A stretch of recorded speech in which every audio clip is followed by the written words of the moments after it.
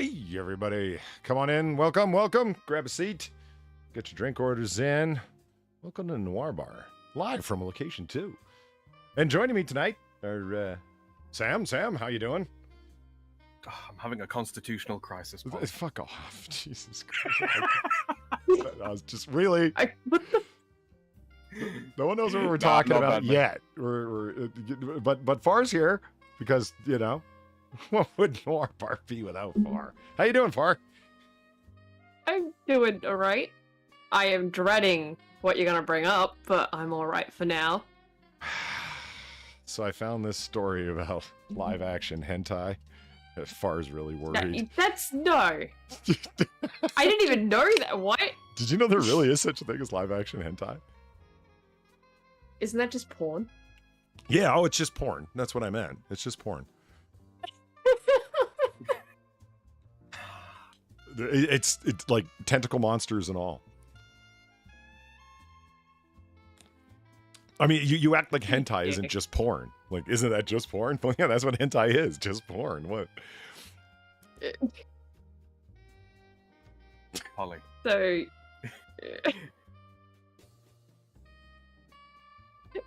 Far's sitting there confused, wondering what a live-action hentai tentacle monster looks like. Not good. I don't want to know. Yeah, the answer is not I good. don't want to know. Oh, and Eve's here. Thank you for the compliment on the intro. I like it myself. Pretty happy with it. Turned out better than I thought it was going to.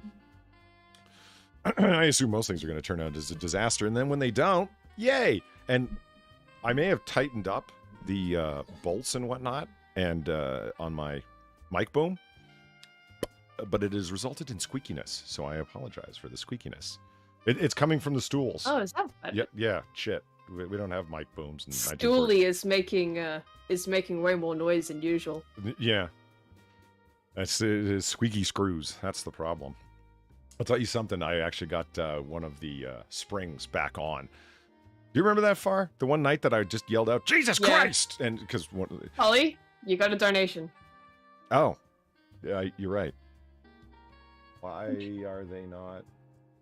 Hold on. Do that again. Hey, cutie, want some candy? I'm just kidding. Get in the car. I didn't have the donations turned on. And I don't understand why that one's coming up, because it's set on Noir Bar, but the themes never work for me because Streamlabs hates me, or they suck. I don't know. Doc, thank you for the $9. Live action hentai. Watch The Splash Zone. Also, Polly, are you missing Drunkle or something? Took you a minute, buddy. Oh, gotcha. Yeah, to get started. Yeah, well, it's been a long, rough night. I'm not going to lie. There may or may not have been, medication and tech problems involved. But I digress. Also, excuse me, before that, Serpent21, thank you for $3. Let's go. Oh, yeah. Can't have a Noir Bar without Weibo legs. Thank you for the $3. It comes in threes. James Caan, Larry Storch, and now Tony Serco. Two great gangsters and a guy from F Troop. F's in the chat all. Yeah, it's sad. James Caan was... He was incredible. You know the last time that James Caan played a mobster was in Mickey Blue Eyes? You ever seen that movie or even heard of it? No. Nope. Okay, so what's that charmingly befuddled British man who's in far too many movies and got arrested for picking up a transvestite hooker one time? What's his name? Hugh Grant. What? Hugh Grant. Hugh Grant. It is Hugh Grant, yes. Hugh Grant was in a movie called Mickey Blue Eyes, and it was terrible. The guy who plays Big Pussy Bumpin' Sarah's in it. Tony Serco, who plays Polly Walnuts, both from The Sopranos, are in it. James Caan is in it. He gets Hugh Grant gets actually understood to be an Italian New York mafia guy. So he spends the whole movie attempting this New York accent, by mumbling his way through every conversation. It's supposed to be funny. And James Caan is supposed to be doing a send-up of his character of Sonny Corleone in a comedy film, and it's holy Christ, really? That's the way you went out? Turn you up here, Sam. You're a little quiet. No, I've turned myself down a little bit because my dogs are going a little bit noisy in the background. Well, that's I don't want to ruin the ambiance. It's very reminiscent of my old cat. Just screaming. yeah. Except it's Good not old Furley. screaming, it's dogs. Yeah. Or anytime during the summer in Australia where Far has the window open and we're asking, what the fuck is that? And it's some sort of strange Australian it's just wildlife. Birds. Yeah. It's just birds. you It's should- always birds. You should hear their birds. Fucking frightening. Birds aren't real. Down there, they're fucking Except- scary. Oh yeah. Yeah, don't fuck with magpies. They will swoop you. And they will fuck you up. They will they do strafing runs and everything. What the fuck is this? They do. They do. Ow. But Okay, so my neighbor got some new TV, some Samsung TV. Okay, and this thing must have the most okay. powerful fucking what do you call it, Sam? Where you got like a Wi-Fi extender amplifier, whatever. I don't know exactly what you mean. Okay, so let's say you got like a dead zone in your house, right? And you got your Wi-Fi router, and it's sending out a Wi-Fi signal from which you wirelessly can attach a device to the internet. Yes. Okay, well, there's a thing that gives you an extended range, a device. A repeater. A repeater? Is that what it's called? Okay, Yeah. let's go with Yeah, that. just a repeater. Okay. Anyway, this guy must have some sort of like super, like Doc Brown made it for him broadcaster. Because there isn't a device that I have, including my own computer, my fucking Android phone, that doesn't constantly show it as a connection. It's like, do you want to cast your screen to Samsung? You know what I should do? Is grab some live action hentai? fucking tentacle hentai and broadcast it to his fucking screen. You should. You know, for a while there, like with my phone, every time that my mum would set up the Chromecast in the lounge room, my Yeah. phone would be like, "Hey, there's a Chromecast going off. Why don't you connect to it?" It's like, I don't want to though. Yeah. What the fuck? Why? Why would you do it? Stopped doing that. I don't know why it stopped doing that. But You know what you yeah, could do? no, I know how you feel.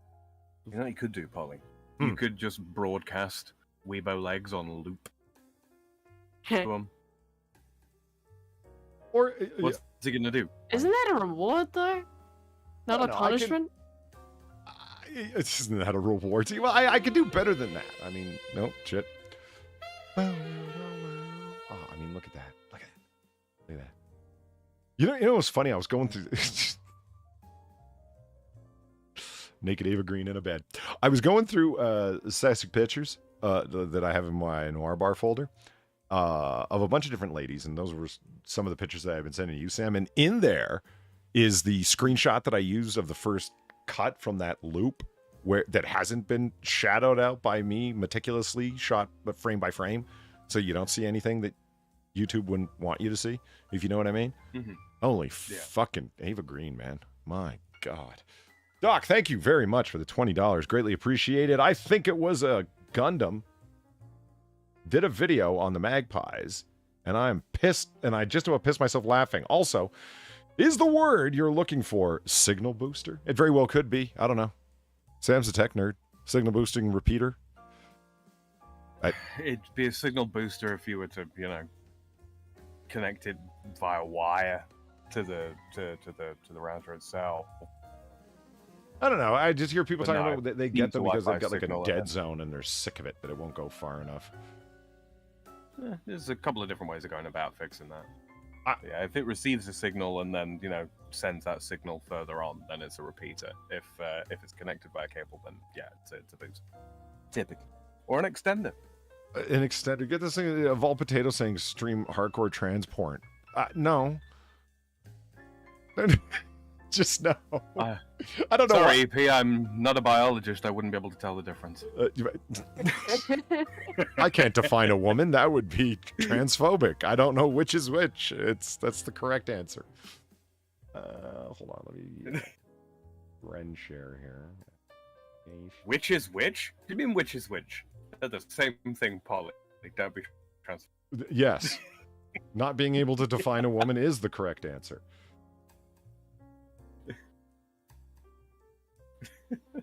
Okay, there we go. Yeah, there's the kiwi. Yeah. The bird that I didn't know existed from last week, I kept it up just so we can look at it and have fun again. Kiwi bow legs. Well, display capture, you little fucker. Come here. Here we go. Let's watch him run again. It's so fun. and there he goes, there he goes, there he goes! I can't believe this thing's real! Yeah, it's real. It's real.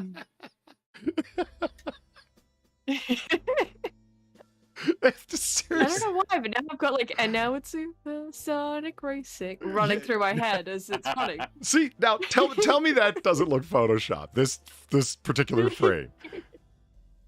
It looks like it should have a tail, except it's wearing a pair of furry trousers. It looks like it's decrypted. It looks like it should fall over forwards. It does, but I think that's one of the reasons it runs so funny. Is that it, you know? Yeah. And of course being, like, is it truly wingless? Like, no wings whatsoever? Yeah. Oh, yeah. I'm pretty sure it is anyway. Holy fuck. It will have very, very tiny. Yeah, and if it does have wings, it's tiny. Yeah, like, it's a flightless bird. Yeah, it makes dodos look like gibbons of the bird world by comparison. Nice. I just legitimately had no idea this bird even existed until last week. It's like it's both a fruit of people and a bird, and I was like, a bird? What the fuck are you talking about? And then I forget who it was. Somebody in chat said, yeah, the way they run's hilarious, and I was like, okay, this I have to see.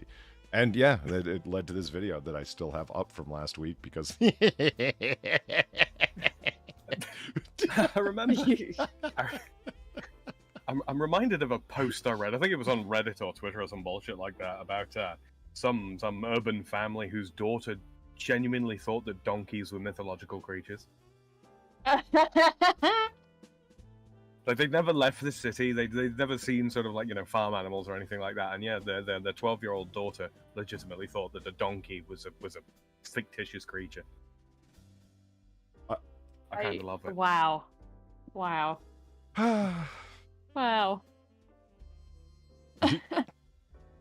You know, speaking of which, where is it? Where is it? Show yourself. Christ, I got everything all mixed up. You know what isn't a fictitious creature, though? The garbage nymph. Oh, the garbage yes, nymph. the garbage nymph. Yeah. Much story talked about something last week. Creature of legend, but not a myth. Because look, there's one right there. Yeah. Yeah. I knew I forgot to draw something last week. The garbage nymph. I tried Googling to find this specific picture, not knowing any of the tags or you know, metadata or anything. Yeah. Could I find it? Could I fuck? Why did you just ask me to send it to you, Sam? Jesus. Because I was trying to grab the picture to send to you. Oh, okay. That would have ruined the joke. Hey, send me that thing. Would have. Okay. Hey, look what I just said. Call back. Yeah, not the best humor. I think I was trying to post it in some other, I don't know, chat or stream that you would. I can't remember. I've worked since then. And now Sinatra's confused. He's like, all right, well, have a good show. Well, you don't get the garbage nymph reference, and you won't be able to see the next 10 because that's right. We stopped at number 30, and there are, in fact, 40 dystopian images. Well, images of the current day that would make you... garbage nymphs well, that we know of. There could be another garbage nymph in the next 10 photos. We don't know. We don't know. But speaking of leggy women... I've just been enjoying this picture because we're talking about Ava Green and French ladies. And I'm informed by Sam, an authentic Frenchman, that there are women who just sit around France, reading and smoking, looking like this. Yeah. I mean, they typically they dress a little more contemporaneously, but sure. Contemporaneously? Meaning made up on the spot? No, contemporarily, sorry. Oh. I don't think that word means what you think it means. No, I am very fucking tired. I am hoping there is some point in my life that I will be somewhere, even if it's like my own girlfriend / wife, whatever, who does it, that there's some point in my life where There's a woman with an overcoat sitting there, smoking a cigarette nonchalantly, showing off her garter belt. I mean, well, not garter belt, her, shit. What are the connectors to the actual leggings called? Suspenders. They're just called suspenders? Yeah. They deserve a sexier name than that. Suspenders are Don't things they that go just- over men's shoulders to hold up their pants when they're too fat for belts. No, those are braces. Those are braces. Yeah. Okay, Sam, but you're from a country where they also think that the fucking Stargazer is a Constitution class vessel. Y'all don't know. I fucking check your DMs. Check your fucking DMs. In the original fucking script, it was a Constitution class. You must have watched the amended episodes, my good sir. And we're back to this. I'll have you know, as you so informed me, that picture actually was taken in France. So It was. I didn't make that shit up because I was like thinking hopeful. I mean, can you imagine? What they just I don't need to imagine, Polly. It happens here. Polly's just hoping garters. Sam will, Thank you, like, Shadow Claw. hit him That up. sounds Is a it lot like a better. French woman? Yeah. I mean, just. Whew. I think garter's an even uglier word than suspender, though. Well, I don't know. Suspension makes it sound like they would drop right off her legs if they, they're suspended in midair. The idea of like a man's suspenders would that his pants would, like he'd drop trow if he took them off his shoulders. Are you trying to tell me that there's something unappealing about the notion of a woman's stockings, slipping down by themselves? No, not at all. The Weibo legs donation is predicated on the notion that there's something sexy about women's things dropping off of them. My point is... Clothing, we should stress. Oh my god. I draw the line at limbs. my point is that it's men's suspenders are there to hold up pants. The garters are there for snapping. Never Yeah. snapped a woman's garter? Oh man. In both senses of the word snap, yes, I have. And Weibo's there. Excuse me? What? Hey, listen, I'm not the one that posts pictures of me dropping my negligee on the ground and walking away. It's just saying. And I think we need a Weibo legs train now that she's here. Well, here's the link to both our Streamlabs if you want to do that. If you're so inclined. Well, If we you're were so inclined, or I'm here too. we were just discovering all the strange words, Yeah. Weibo, that and everyone else who happened to recently join, that the French have for common everyday things. Apparently, internet Wi-Fi extenders, range extenders, are called repeaters. They mistakenly believe that the USS Stargazer from Star Trek is a Constitution class vessel, which it's not. It's a Well, see, the Constellation thing class. is, I've been watching the original episodes uploaded. The very, very originals original. are not in French, Sam.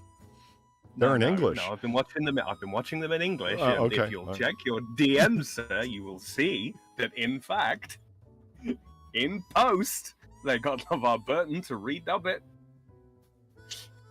calling it a Constellation class, when it was in fact originally a Constitution class.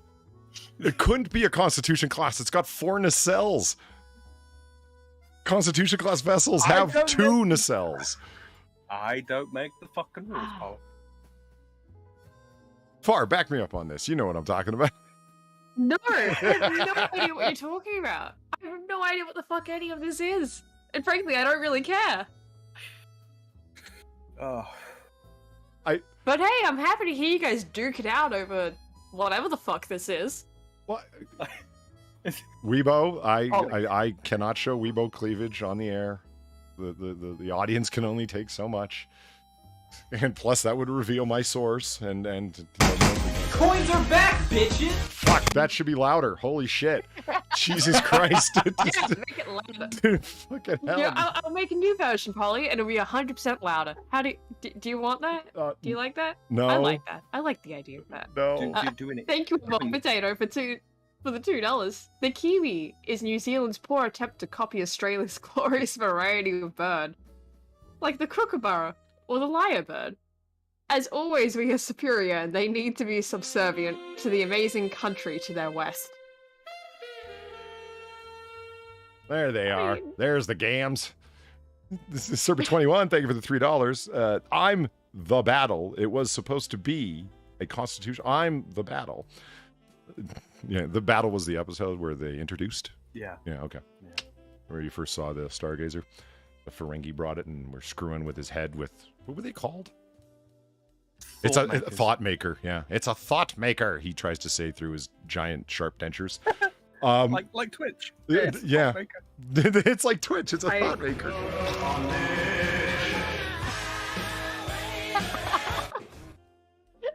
Thank you, for $5.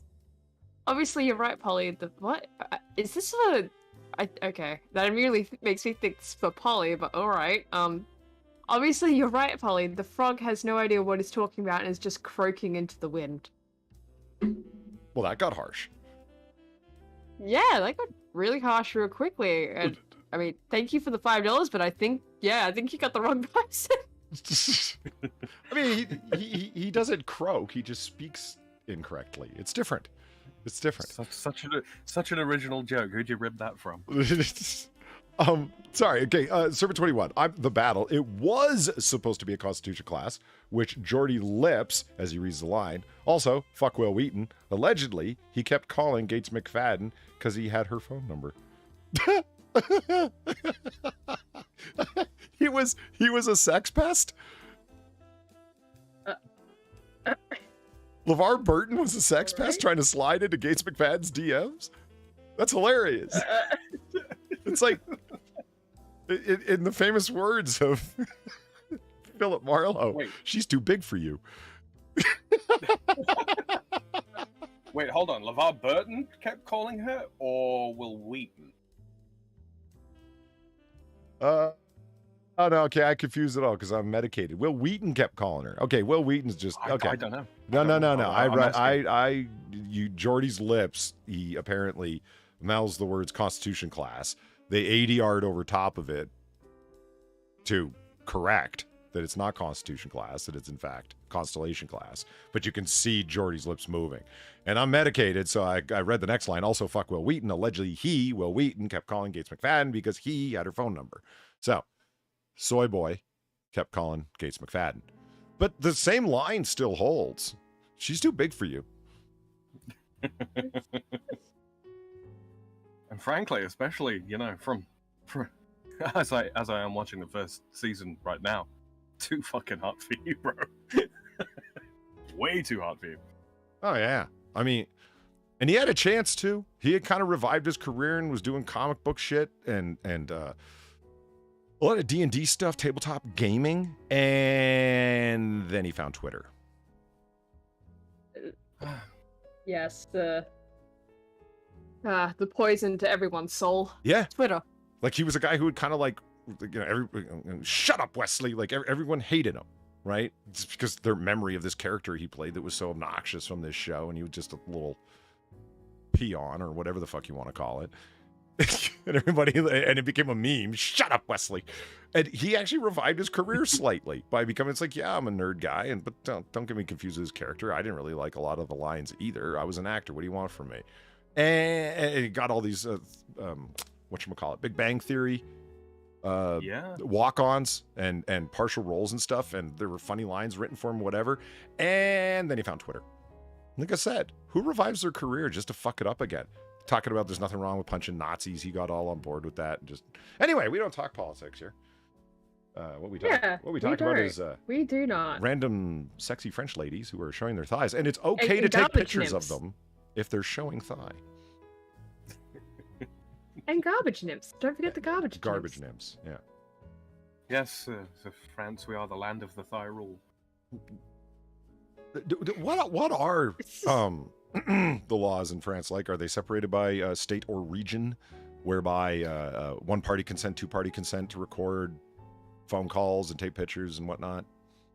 It kind of works a little bit weirdly here, in so much as we have laws dispensed from on high, as it were, and then it's down to sort of each prefecture to on how heavily they will or won't enforce them.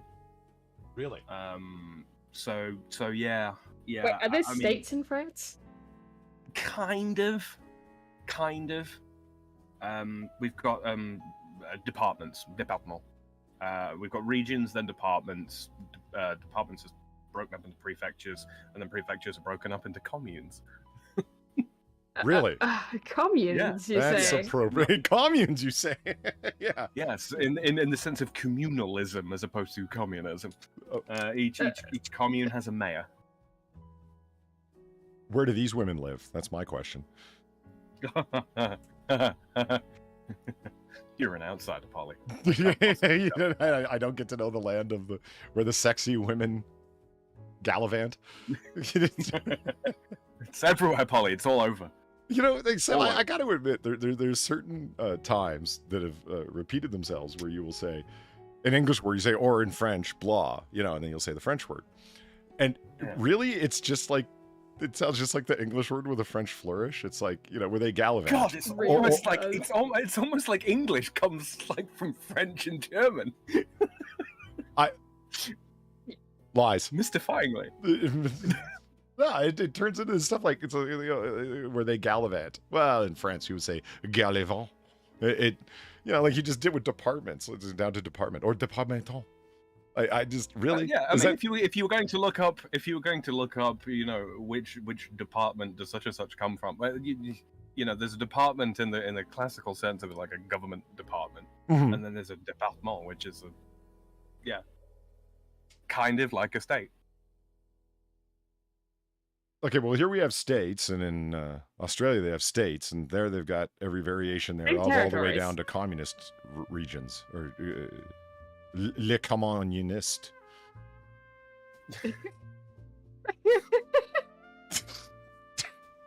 Les rights takers.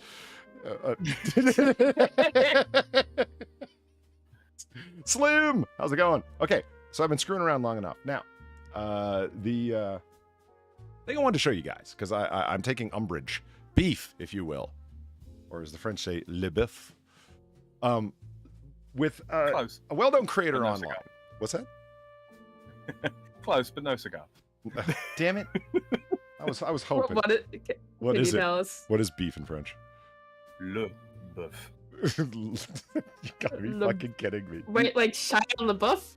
Yes, literally like Shia LaBeouf. So you're trying to tell me that his name is Shia Beef? Like, yes. Well, that brings a whole new meaning to actual cannibal Shia LaBeouf. Yeah. Mm-hmm. And unlike a fine cut of steak, he will not divide us.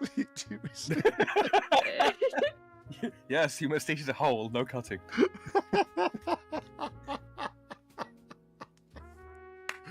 Okay. So, there's a well-known content creator out there that I know as Charlie. His channel is called Penguins, but I keep forgetting what everyone else knows him as. What is it, Far? I keep forgetting. Critical. There we go. Critical put up a video. Okay. Today. I believe it was today. Close enough to today. Where he claims, wrongly mind you, that the worst line in cinema history, and he actually calls it this, you can see right there, worst line in movie history, okay, is from 50 Shades of Grey. Now, let us hold on, let me make sure the volume's up here. So here, I believe they'll be able to. Doesn't matter because there's subtitles turned on anyway. Thank you, Charlie. Now, don't get me wrong. I like Charlie. Big fan. Just happen to think he's wrong on this. So this is what he claims is the worst line in movie history. Are you gonna make love to me now? God. Two things. First, I don't make love. I fuck. Hard. And the second thing. Come.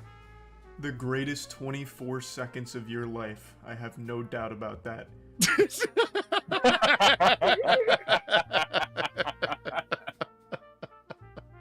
So, Charlie here goes on to describe why he believes that those 24 seconds were the greatest moment, i.e., the worst moment possible. And in his own inimitable fashion, he describes it in great detail why he thinks it's so awful. Again, will you make love to me? Oh, no, are you going to make love to me now?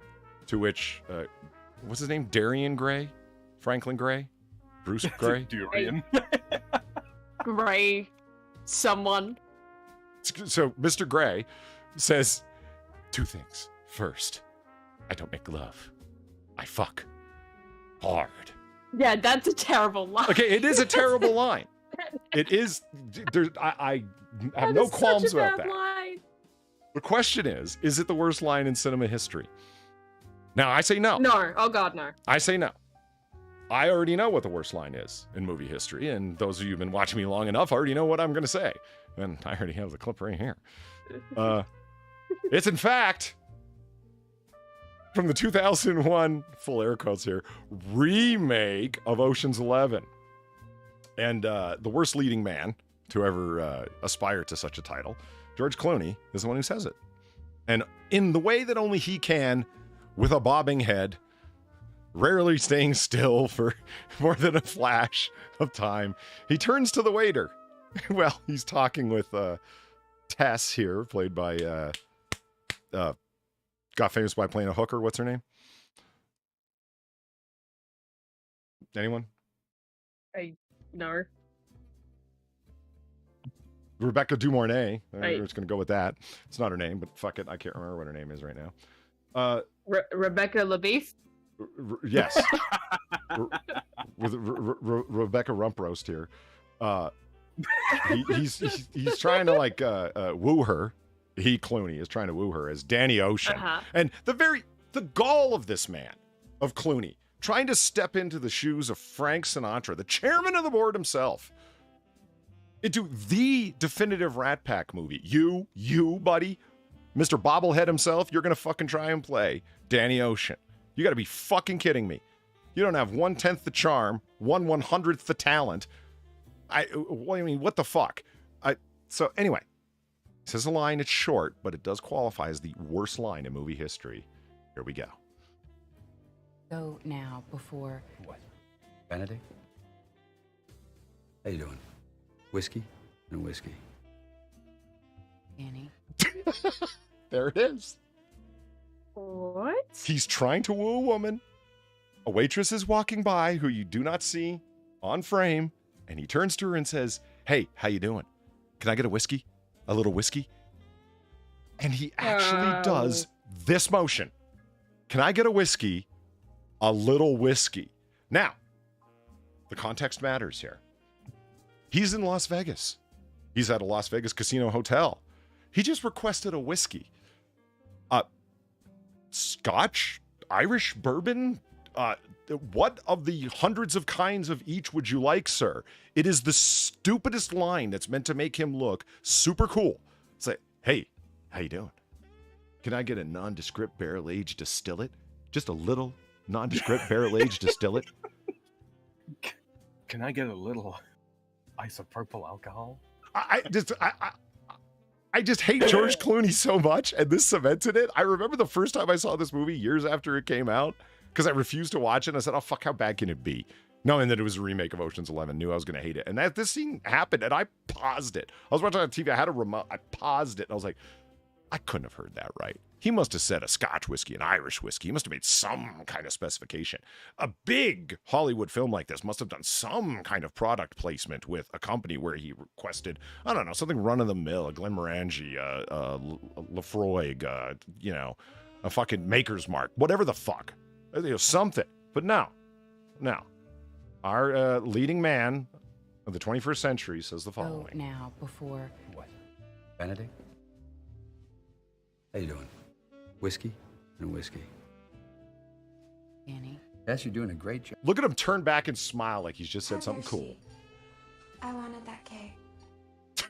Jesus Christ. Thank you, Evolved Potato, for the $3. For all the Aussies, just so you know, the laws of the states that... Okay, sorry. Just so you know, the laws of the states, there are only 2 one-party consent states. one is Queensland, the most right-leaning state. Yeah, shocker. Oddly, though, the other is Victoria, the most left-leaning state. Stay tuned for more Aussie facts. Okay, I did not know that. Once more, I mean, I Australian. kind of knew with West Australia. Like, with West Australia, like, yeah, like, you can go around recording people and, like, you know, don't really need the two-party consent there. But did not know that about the other. Okay. And once Good again, to know. Australia proves the horseshoe theory. Yeah, real right? Quick, real quick, Polly. I got to ask this because Uh-huh. this is fairly commonplace where I live. When ordering whiskey, like the fucking indication he's giving with the index finger and thumb, yeah, we don't do that here. The way we typically do it is by a number of fingers held up. Yeah, you would hold fingers sideways. I want 2 fingers of Yeah, gin. 2 fingers, Yeah, right? or one. Yeah. Yeah, no, I hear you. Same here. I thought that was universal. Yeah, Yes, I it was is. just- It is. You're right. So like he's holding, and if you'll notice, the just gonna go back here. Go get a whiskey, a little whiskey. Listen, in a rocks glass, you're ordering a triple or a quadruple, dumb fuck. That's not little anything. Look how far apart his fucking fingers are. Imagine if you poured a 1 ounce shot, 2 ounces, 3 ounces. Think how many fucking 1 ounce shots it would take to fill a standard sized rocks glass to the side, how far apart he's got his fingers. Maybe he just has little hands. What, like, me? No. I was gonna say it would take. I'm not picturing Far trying to order a fucking double. He just holds up a fist. I mean, speaking of Geordie LaForge fucking getting ADR to say the proper thing, I mean, maybe this is all just, I'm misunderstanding the context completely. This is actually B-roll that was meant to make it onto the cutting room floor, and they just had Clooney, like, ADR it. That's why the line is so weak. What actually happened is some random bystander actor who's just sort of, like, filling the background walked by and said, "Hey, Clooney, how long's your dick?" And he went, "About like this." Yeah. And he just ADR'd him and saying, "Whiskey, little whiskey." I fucking guy. A little whiskey to join my little peen. I like to far drink can it- drinks that match my physical attributes. How far am I gonna get inside this woman tonight? But no, maybe like this. You know what? Mr. Pigman asked a good question. If he said, quote, "any kind," could that fix the screen? The scene, rather. Yeah. Yeah. There's lots of ways you could have fixed this with just mild dialogue changes. Absolutely. It's like, "Can I get a whiskey?" You know, and because he's Danny Ocean, you know, "your finest" would have been a great line. Because he's just like, whatever it is, I don't care. I just drink the best. You know, if I'm at a place and I'm ordering a cognac, it's going to be, you know, VSOPs too low. It's, you know, I need something. I need an XO minimum. That kind of thing. You understand what I'm saying? Just, you know, or let's say he had said, "Can I get a whiskey?" Something 15 years least, or at least 15 years.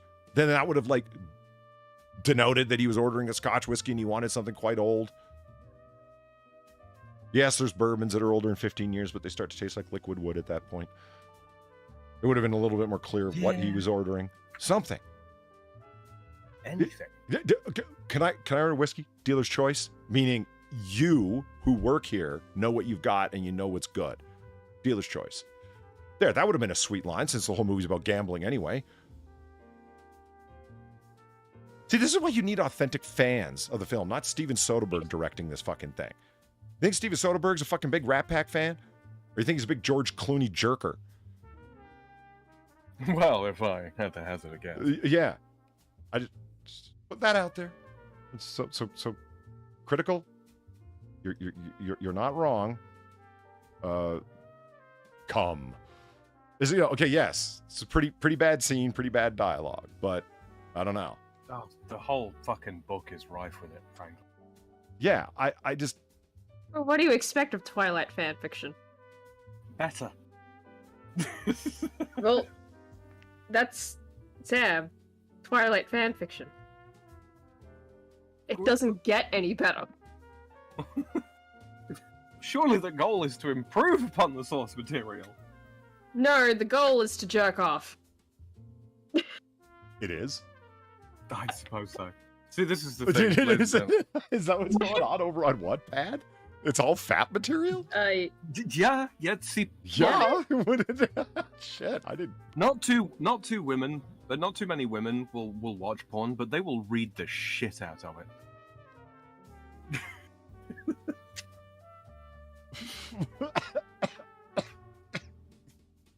What? Then why do you think? Okay, I'm just gonna. All right, get over that. All right. It's a funny suggestion. I mean, yeah, I get the idea of women reading the Bodice Ripper. It's an old school thing, but it's like, I don't know. Is that really what's going on? I don't know. Hey, Polly, do you want me to take you onto a field trip to AO3? Just to go through all the selection of works on there. It's all fan fiction, Polly. What's AO3? How many of them do you think involve? It's a fan fiction website. Okay. Yeah. Do you want me to take you through there and just? Oh look! That's another porn. That's another porn. Yeah, that's more written porn. Do you want me to do this? Because there is so much on there, Polly. Well, I remember when we were at Wattpad and we were looking around and we found all of the apparently bisexual girls have a huge fucking thing for Billie Eilish. Yeah. Like, Yeah, seriously, every third stories. fucking novel was about Billie Eilish and how, like, you know, she fell for some girl who is the Mary Sue stand-in who wrote the story. Like, God, man, y'all gushing for her, huh? Like, Yeah. I don't know. You say that like, yeah, I am too. Like, I don't know. I don't. No, I'm not. I'm just saying, like, yeah, this is fan fiction, Polly. And that's usually what happens with fan fiction that, involves real life people, which I just find incredibly creepy. Always have, always will. And Weebo Jones, in case you guys Quinn.com. just missed it, confessed to watching a lot of porn in chat, and it's immortalized up on the screen, so it doesn't even matter if she deletes it. She said women watch a lot of porn and tried to spread it around to her whole gender when she was actually just speaking, obviously, of herself. Let's not. It's an interesting choice of words there, Polly.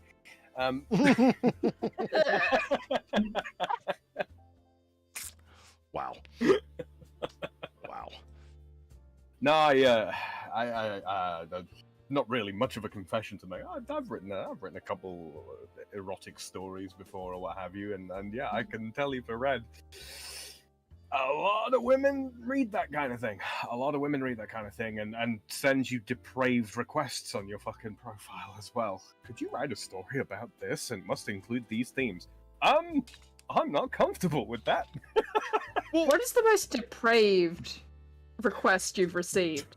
I just want to know, because like I've seen some shit, man. I don't know if I can actually reveal it on air. It's pretty bad. It's pretty bad. Okay, like bad as in like. You know the request that you have received as an artist. That, but in text form. I have not actually received a bad commission, honestly. Have you not? No, I have not. Shockingly. I have had everything from furry into furry plus. I won't say the word. I've had death fantasies. I've had violation fantasies. They are actually incredibly popular. I think more than any other, it's been overpowering and violation. In sort of the list of worst. Yeah, in a big way. Wow. You know, that doesn't surprise me. When you're saying, like, yeah, the worst of the worst, I'm thinking, like... what I would consider the worst of the worst. God, yeah, like, no, there's some horrific fanfiction that exists out there, and it's, like... This is, like, shit I found either by accident or other people have told me it exists, right? Because, like, I like to just troll through some fanfiction shit, like, once in a while, right? Just to see what is there, how bad it gets. And yeah, it gets pretty fucking bad sometimes. And I'm, like, imagining, like, the most... Think of, like, the most fucked up fanfiction you've ever found. Uh-huh. and then times 10. That's what I'm thinking as the request. It's like, Jesus Christ. It's I appreciate, I can appreciate, you know, like why women would go for the bodice rippers and the notion of being overpowered as well. That I can understand, but it is extremely difficult for me as somebody who is, you know, very, very interested in BDSM and I stay true to the core values in and of BDSM, to try and put myself in a mindset where I can dream up a situation like that. It's very, very difficult for me. It's not a comfortable place at all. Yeah, I wouldn't want to try.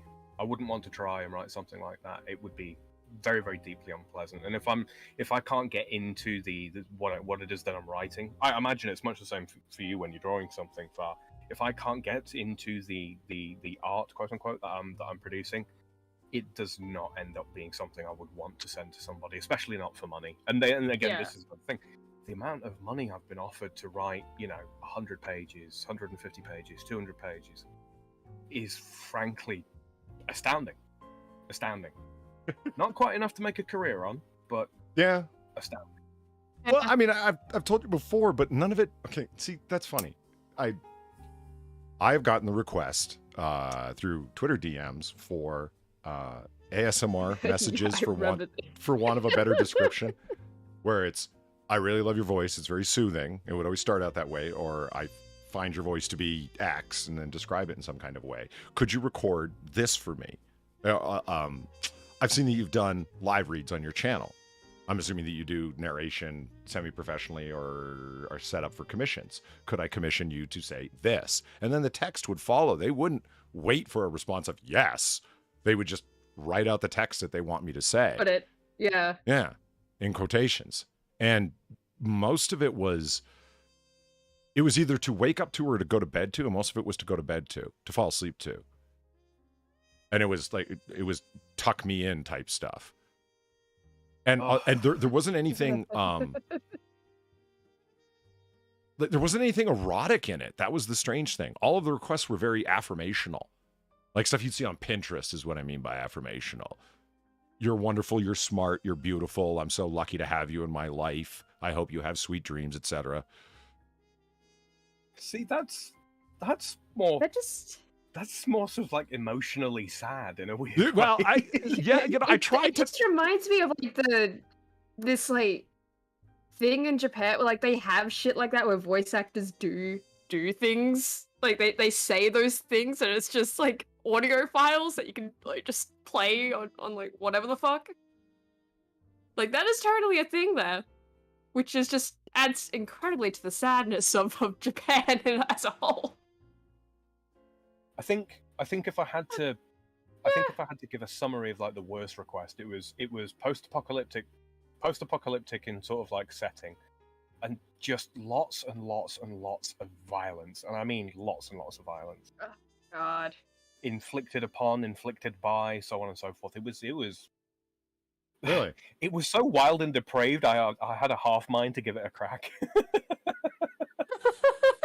You know what I mean? Just like, fuck it, let's go wild. Let's see how weird and degenerate we can make this. You know, it was. And Weebo's saying sleepy time, Polydub. Now I don't know if that was her description. Those are sleepy time messages, Polly. Lots of women request those, or if Weebo's saying she's going to bed. I don't know.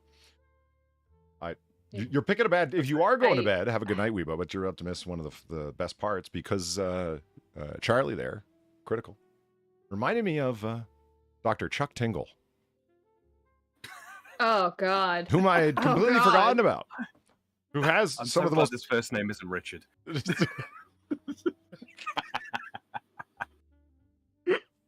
So if you don't know who Chuck Tingle is, Dr. Tingle, he is a very prolific author of what would you call it? Homoerotic stories, I guess? Is this erotic? I think it surpasses erotic. I think it goes beyond. Let's just take a look, shall we? For just for funsies, and yeah, fucking clip it. I don't give a fuck. Handsome sentient food pounds my butt and turns me gay. 8 tales of hot food by Dr. Chuck Tingle. Sponsored by Taco Bell. Oh god. Talk about literature root. No. Reminds me No. of that image Talk of about, like, fucking fanfiction flashbacks. Dipper goes to Taco Bell. If anyone knows that. Don't look that up. Don't read that. Don't look that up. Reminds Jesus me of Christ. The Space Raptor Butt Trilogy. You get all three in one. It's a trilogy. Yes, and I mean, look at this cover. I mean, this is glorious. Oh my I mean, god. look, he's in a little astronaut suit and Is that whatnot. a dinosaur? Is that a dinosaur or an astronaut suit? Yeah, well, no, it's a space raptor. It's a space raptor. It's Space raptors and garbage nymphs. Wow. with his What a genre-defining fucking- work, Space Raptor Butt Invasion. Chuck Tingle proved that even gay What a dinosaur fucking lore erotica that we could be have. nominated for a Hugo Award, the most prestigious honor in science fiction. Nobody could have expected what would happen when the story continued. Collected here is the entire trilogy.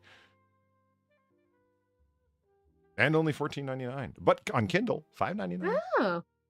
Get it right now for $0 if you're willing to sign up for Audible. I'm not to get Space Raptor Butt Trilogy. But moving on. Scary stories to tingle your butt. What? You wouldn't? No. 7 scary stories to tingle your butt. 7 tales of gay terror. What makes it specifically gay terror? I don't want to know. I'm kind of curious. I kind of do want to know. What makes it specifically gay terror? I don't know. Oh my god. Chuck Tingle's adult coloring and activity book for true buckaroos.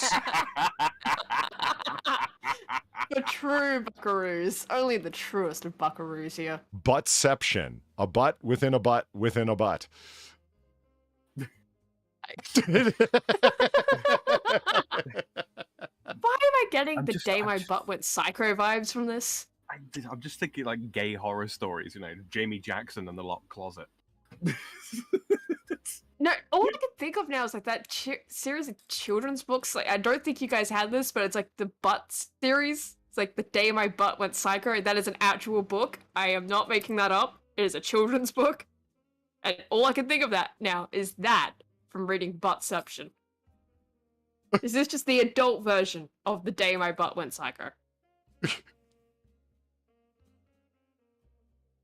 Chuck's Bigfoot Tinglers, Volume 1.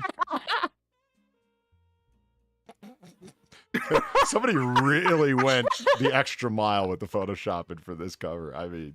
Oh, they really did. Okay, so there is no amount of money on this planet that could convince me, or indeed I think most of the men I know, to pose for the cover art for this kind of bullshit. Well, your face is covered by a cartoon gorilla. What does it matter? Wait, Sam, you think they actually got someone to pose for this? I fucking hope so. It's not just a stock image? Yeah, I think this is Photoshopped Getty the model. gorilla head onto? Yeah. It'd have to be, surely. Yeah, I think it's. Yeah, I think this is Getty foot. Like, don't get me wrong. I know there's some degenerate motherfuckers out there, but I don't think there's even a gay man on the planet that would just be like, "Yeah, sure, bro, sign me up." A gay man is just suddenly Australian. Well, you know, cheap exports and all. Complete Yeah, guide to the right, void. yeah. Complete guide to romance. The art of the tingle. But again, the The final art days of of the pounding tingle. ass. A novel. Starring young Gordon Freeman.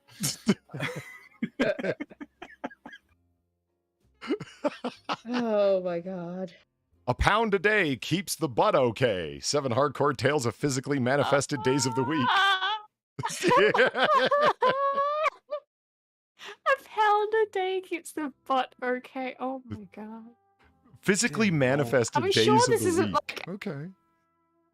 Are we sure this isn't just like a really elaborate shitpost? No, but these books exist. Like, Like you the can whole- buy them. The books exist. I'm not saying the books don't exist, but I'm just saying, are we sure this is not like an incredibly elaborate shitpost where he's just gotten like a bot to like write these stories as like the most shitposty thing possible? Well, now that's an interesting suggestion. a bot to have written them, because like even if I wanted to do elaborate shit posting, yeah, fuck it, you know, even at 47% off from the original $14.99, all-time low, you can get it for $7.99, on Kindle, that is. Yeah. I couldn't write the stuff.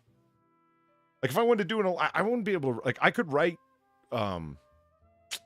shit posty heterosex, because you know there's use the words like member, throbbing, straining, ripping, surging, engorged. You know, there's you know, bodice ripper stuff. Turgid, yes. all of the things, you know, stiff, hard, turgid, rock-like, you know. Ironclad. Pant ripping erection, that kind of thing. Now, go ahead, clip it. I don't care. See if I fucking care. I'm so tired of people doing it. I'm gonna clip that. I'll fucking do it. We're here for laughs. Hold on a second. I've got to address it. Weibo asked in chat, "Can your butt tingle?" ? Well, it depends entirely on the kind of paddle you use. Jesus. Yeah. I wasn't even thinking of that. Okay. Yeah. Pounded by politics again. 9 more tales of civic butthole diplomacy.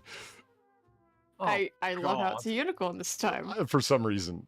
Civic butthole diplomacy indeed, Mr. Unicorn. Why have they not used a picture of Pete Buttigieg on the front of that? Helicopter man pounds dinosaur, He's billionaire behind ass. the unicorn. Oh my god. Don't think I don't know dinosaur what you... billionaire. Yeah, and don't think I don't know what you mean by helicopter man. Every man's all done it. Yeah, every man's done the helicopter. No, wait, does he have like a helicopter blades like coming on his back? Yeah. But that's but you know what, Far, just tell us if you do or don't know what the illusion of helicopter is too. And then we'll move on. I don't think I do. Okay. Just keep it that way. Moving on. I did. Okay. Oh, there's volume 2 of Chuck's Bigfoot. Chuck's Bigfoot thank God Tinglers. there's a volume 2. Yeah. And the cover is as And this classy as time- volume 1. I'm glad to see they kept And it this up. time he has a denim jacket. Yeah. Breaking the fourth butt. 8 hot to trot meta tinglers. Hot to trot. No, thank you, sir. I do not wish for my meta to tingle. Have you noticed the consistency of apes and dinosaurs? Yes, I have noticed consistency of dinosaurs at the very fucking least. And butts. A lot of butts. Planes, trains, and automobots. 7 hot for living fuck's vehicle sake. tales. Oh my gosh. Anthroplanes. Yeah. And trains and cars. Anthroplane. Jesus Christ. Automobots. That's just lazy. Oh my god. If you told me a week ago, I'd never have believed it. But when that Cadillac rolled off the shop floor, I knew he had to be mine. Hold on. Slammed in the butt by Donald Trump's attempt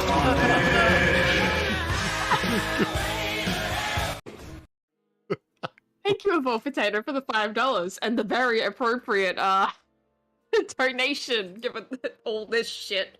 Jesus Christ.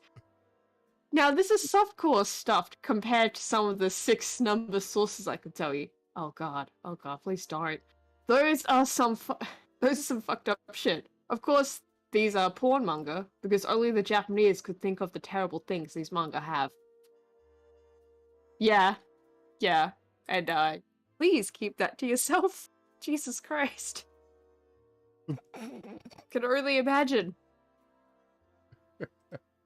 All right, that's enough. That's enough. This is the least Christian noir bar we've ever done.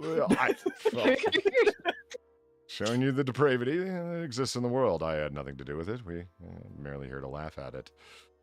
Amazon site. Oh, Jesus. Let's do some wholesome space news. How about that? Please, wholesome. Okay, there we go. Yeah. Oh. So some perseverance stuff. Perseverance. There. Come on, you. There we go. A little bit more centered. Well, that's doing that. There you go. A little bit over here. There it is. Okay. Perseverance Mars rover spots weird snake head rock and balancing boulder. You see it? Yeah, no, I see it. Now, I'm not so impressed by the snakehead rock, but the balancing boulder, I'm impressed. Holy shit, guys! We found Skeletor's lair. It wasn't a snake, was it? I believe it was. Are you sure? I thought it just looked like a different version of Castle Grayskull. I Is can't speak for the Skeletor original secretly a series. Martian? I can't speak for the original series because I never watched it, but the 1990s, early 2000s animated series. I love this.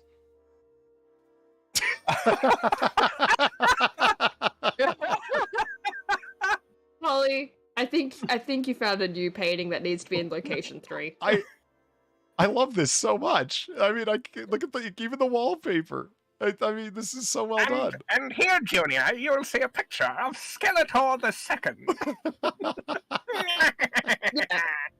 Come on, Polly. This needs to go Yeah.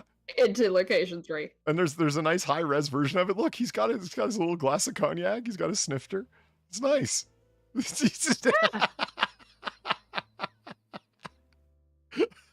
And Sam, apparently you're right. There's Skeletor's lair and a giant snake. You were right. There you go. I think I could have sworn that that there was a snake and like it I don't know, drools lava or something. I could be completely misremembering that.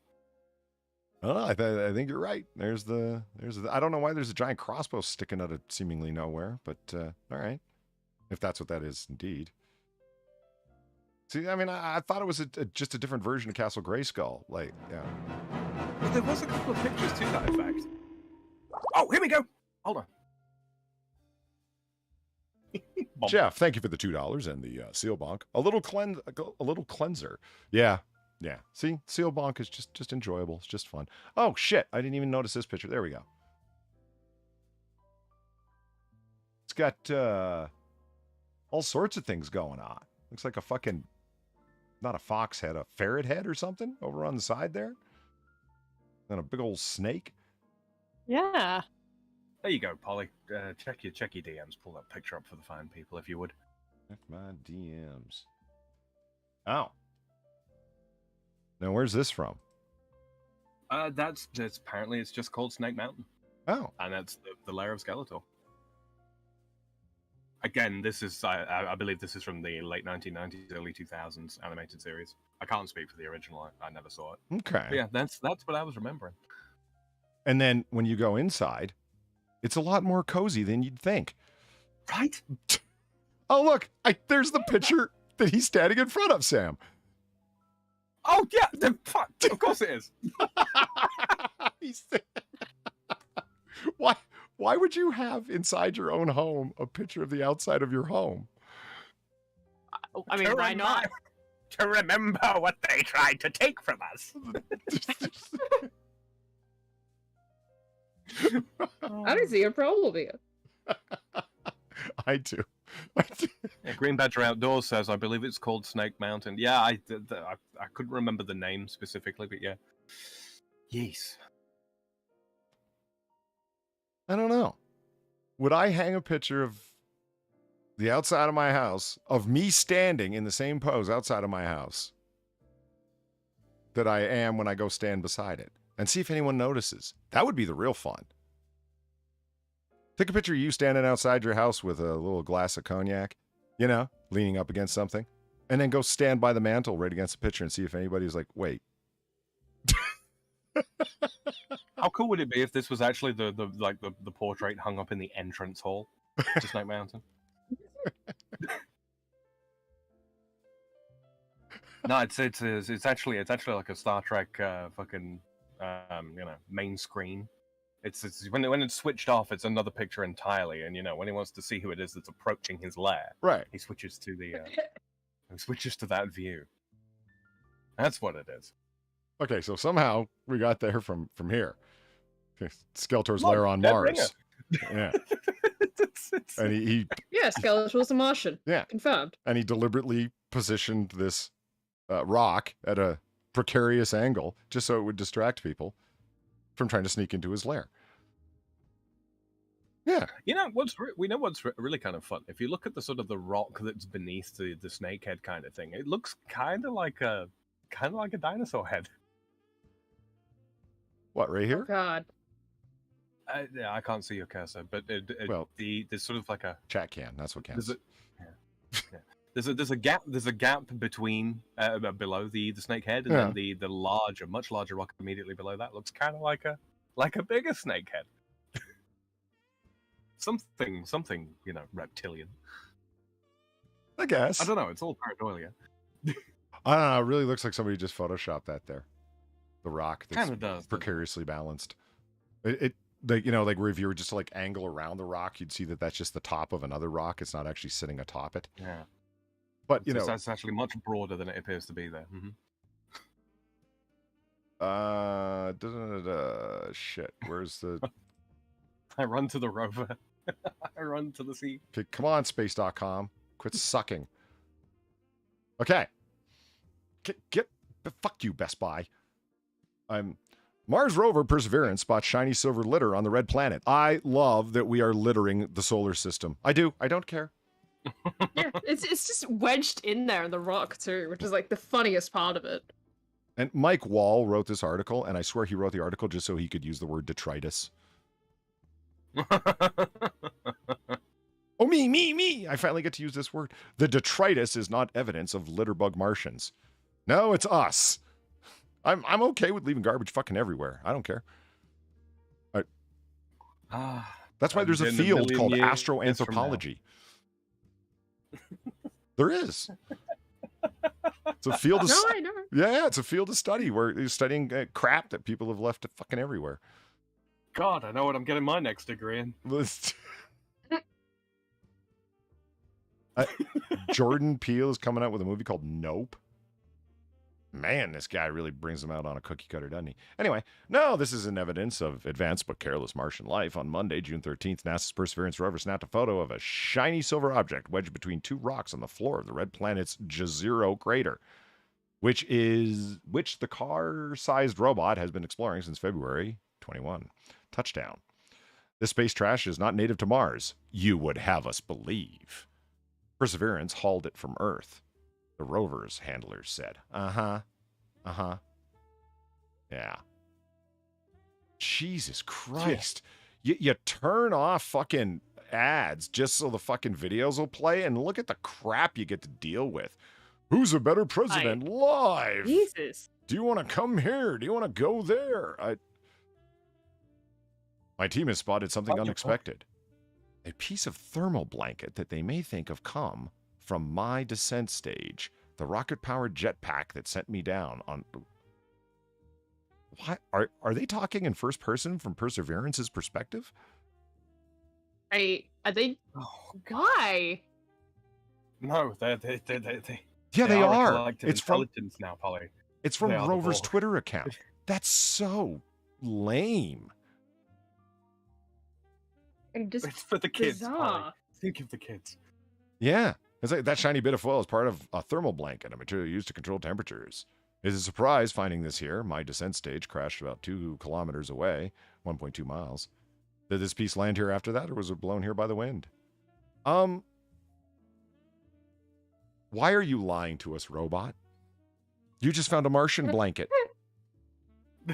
Why are you keeping it a secret? Did the Martians reprogram you? Or did the humans already know and set you up to program you to send this information back? Doesn't Martian mean we can thermal handle the blanket. information. Yeah, it knows that Taking the initiative. that's why it's so zoomed in. This is a cropped picture. If you were to pull out, you'd see the Martian bed just off to the left. I mean, to admit that it People out was, see like Martian pyramids. Mm-hmm. I mean, to admit that it was actually a piece of real Martian litter would violate the Prime Directive. Just throwing that out. Well, there. that would have to be in reverse, wouldn't it? Well, like who reverse says Prime that it would Directive. be? Yeah, basically. Martian thermal blankets, a cover-up of epic proportions. Cosmic level cover-up. Okay, moving on. Feelinginspace.com. Fuck you, load fast. I love you. Because it's loading a bunch of fucking ads, that's why. How baby stars blow bubbles as they are ejected from their nurseries. I'm not going to lie. I got 2 space.com stories that I've got just for the picture. That's it. I mean, I'm sure the story is interesting. I like space shit. But, like, I mean, that's just a really cool picture. It just sounds adorable. It's like, yeah, we blow bubbles. I'm forever blowing bubbles. Pretty bubbles in the endless void of space. And I love how they do this. It's like a simulated star cluster partially embedded in a cloud of nitrogen gas, and it's a Photoshop rendering is what you're telling me. Jeff, thank you for the $3. Had to see this one. Well, yeah. I mean, everyone loves the Weibo legs. Unfortunately, they're spoken for. What? Oh. I thought that was a rendering of the Martians or something. It's just a game ad. Okay, I just think... Play this game for 1 minute and see why. Everyone... Oh, I have to click on it. Oh, it is addicted. Yeah, there's no clickbait here. I don't see any clickbait. Not at all. No. Yes, those are Martian women, Polly, and they come. Server21, thank you for the $2. Hey, you want to see the new Jordan Peele movie? Nope. That was good. That was good. Because someone's going to ask me, hey, do you want to see? No, I'm going to say, nope. Yeah, that's the one. No, that was my answer. Astronomers have developed a new model for simulating how clusters of baby stars form and evolve, helping to explain how bubbles of ionized gas are created away from the heart of a galaxy. Now, I said that, the pictures, because here's another one, right? Look at that. Look at that. Emerging super crab might be the most powerful pulsar ever discovered. I just love the picture. Love it. And what does it read as? It turns into crabs. Yeah. What is that? Well, doesn't everything? Yeah, all things evolve into crab. Yeah. Even space evolves into crab. Is it an artist's depiction of a pulsar wind nebula? Thank you, Michelle Weiss, for drawing this in Photoshop.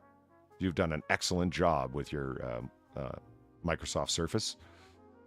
But I got to admit, it's a hell of a screensaver. It looks great. Or wallpaper, what have you.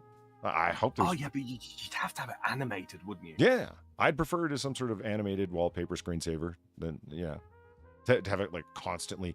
Now, that would be cool. I'm like, what's it going to do? Like, oscillate, like, in and out? No, it's just constantly radiating new colors of expelled ionized gas. I call it bubbles. Now... My bubbles! But not every image on space.com is a winner. They can't all be, after all. Came across this little gem. Oh, good God. 2 Earth-like planets spotted in newly discovered nearby system. Are those the Earth-like planets? The one that's like super red hot and cracked? They look so Earth-like. God, that looks... I can't tell the difference. The first thought that went through my mind seeing the green one was just fucking Wallace from Wallace and Gromit going, cheese, Gromit. Oh my god, he finally found its cheese planet. Can you see where the credit's from? MIT. Oh no. Yes, the diverse hiring practices they've got there. Yeah, well, or was this like go to work with mommy or daddy day, like some kid put it together? Because this looks like, Don't denigrate the kids, Polly. They wouldn't put that shit out. I mean, is this really the best you could do? Is this all the best technology had to offer you? They had nothing like more realistic than a 1960s sci-fi paperback cover? Jesus. A ball of cheese, a fucking space walnut, and parts of a clip art of the sun. Fuck me. That's awful. Only the finest from MIT. Yep. I was hoping that we were gonna get a replay of last week's where it's like, you know, sign up and click on Titty Girl and find your way to. What the fuck? Look at this ad, guys, on the left. Okay, go away. Learn, act, and donate to fight against racial injustice. Now, this yarmulke, doing the elbow bump. Yeah, doing the elbow bump. So you had to, come on, you know, be like that. Doing the elbow bump, they were both masked, the black kid and the yarmulke kid. They get along. Jesus Christ. Mm-hmm. They'll put up an ad for any old fucking thing. Don't bring Jesus into this. That's what they argued about. The writers at space.com always have the most interesting bios. So let's see what Teresa Poltarova has to say. She's a senior writer. She's just not some haphazard flunky they grabbed out of nowhere. She's a senior writer, guys. Teresa is a London-based science and technology journalist, aspiring fiction writer, and amateur gymnast. Originally from Prague, I never would have guessed. Never. The Czech Republic, she spent the first 7 years of her career working as a reporter, scriptwriter, and presenter for various TV programs on Czech public service television. She later took a career break to pursue further education and added a master's in science from the International Space University, France. Wait a minute. Wait, that sounds so made up. Why does that does the International Space? Oh my god. To get to her bachelor's in journalism and a master's in cultural anthropology from Prague's Charles University, which is now shut down and under multiple investigations for fraud. She worked as a reporter at Engineering and Technology magazine, freelanced for a range of publications from Live Science, Space.com, Professional Engineering, Via Satellite, and Space News, and served as a maternity cover science editor. Basically, somebody went off on maternity leave and she covered for them, is what I'm drawing from that. Maternity cover science editor. So the science editor was having a baby, so they called your ass in? Sounds that way. Because you had written such legendary articles as 2 Earth-like planets spotted. There it is! Yay! There he is! New Jersey governor will cover the cost of you to install solar panels. Do I still have Titty Lady up? Tell me I still got Titty Lady up. Plot twist. Yeah, He's actually Klingon. Yeah, there, okay. Yeah, there he is from before. This one. Yeah. And there's Titty Lady. That's the governor of New Jersey, everyone, in case you didn't know. I just know that her name is Yelena.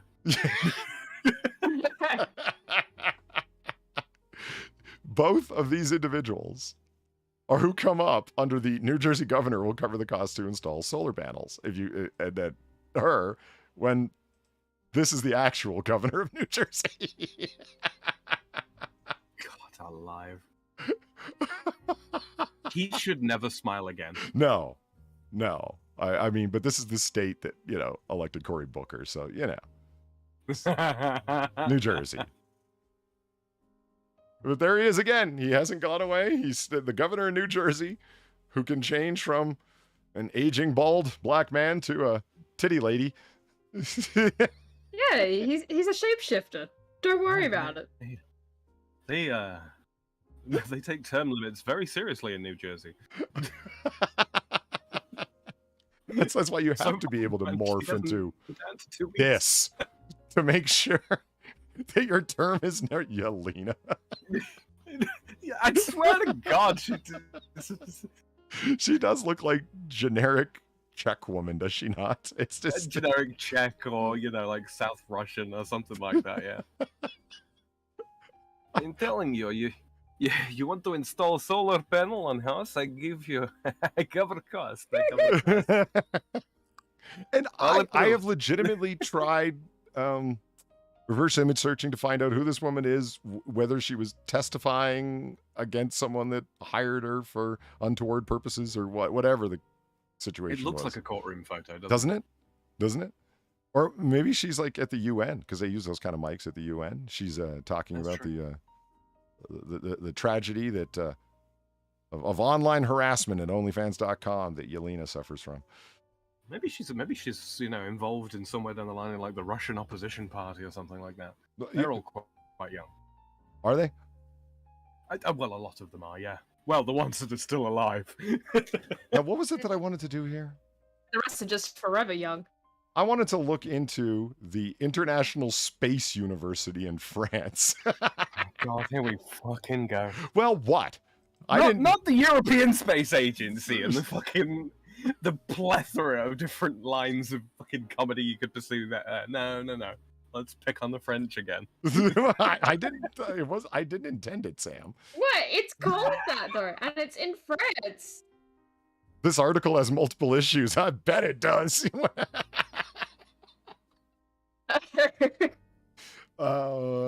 Dedicated to discovery, research, and development of outer space. Fucking hell, we've not even got there yet, and we're already talking about development. We're going to put some skyscrapers over here.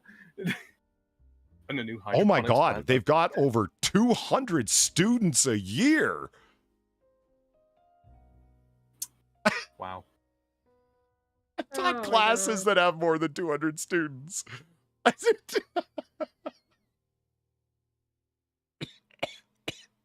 Yeah, this really does seem like a scam of some kind. A little bit. Let's read about their campus. It's a delightful corner of a closet in downtown Paris. It's Go to paragraph 3 of the intro there. paragraph 3 of the intro. Yeah. The chancellor of the International Space University is Pascal Frenchman. Freund. Okay. Chair of the German Aerospace Center, executive board, and president of the International Aeronautical Federation. She was preceded by Apollo astronaut Buzz Aldrin, who succeeded then European Space Agency General Director Jean-Jacques Dordain, and acclaimed science fiction author Arthur C. Clarke in 2004. The sixth president of the International Space University. So, like, they just kind of like, this seems like a massive fucking tax scam, honestly. Like, we'll pay you money to have your famous name associated with our corner of a closet. Fraud. There, I said it. Polly. Yes. Do me a favor, real quick. Mm-hmm.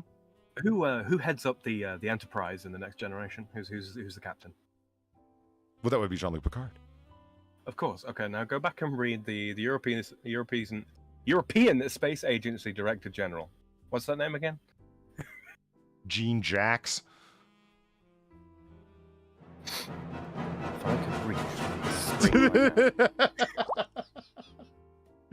Jean-Jacques is what I said originally. There you go. I said Jean-Jacques. No, you said Jean Jack. Did I? It's like it's not an item of clothing, Polly. It's a fucking name. Server 21, thank you for the $2. A shapeshifter, you say. Tell Quark to hide his latinum. Quark and Odo are up there with their McCoy and Spock fact. Quark and Odo are up there with McCoy and Spock fact. I mean, I get the DS9 reference, but this is why I'm worried. Up there at Quark's is where the holosuites are. And Quark just sells sex programs to people. What are they doing with McCoy and Spock in a sex program? Ripping people off for Latinxing. Well, yeah. Yeah. Stan is right. Jean Jacket Doorman. What's right? Yeah.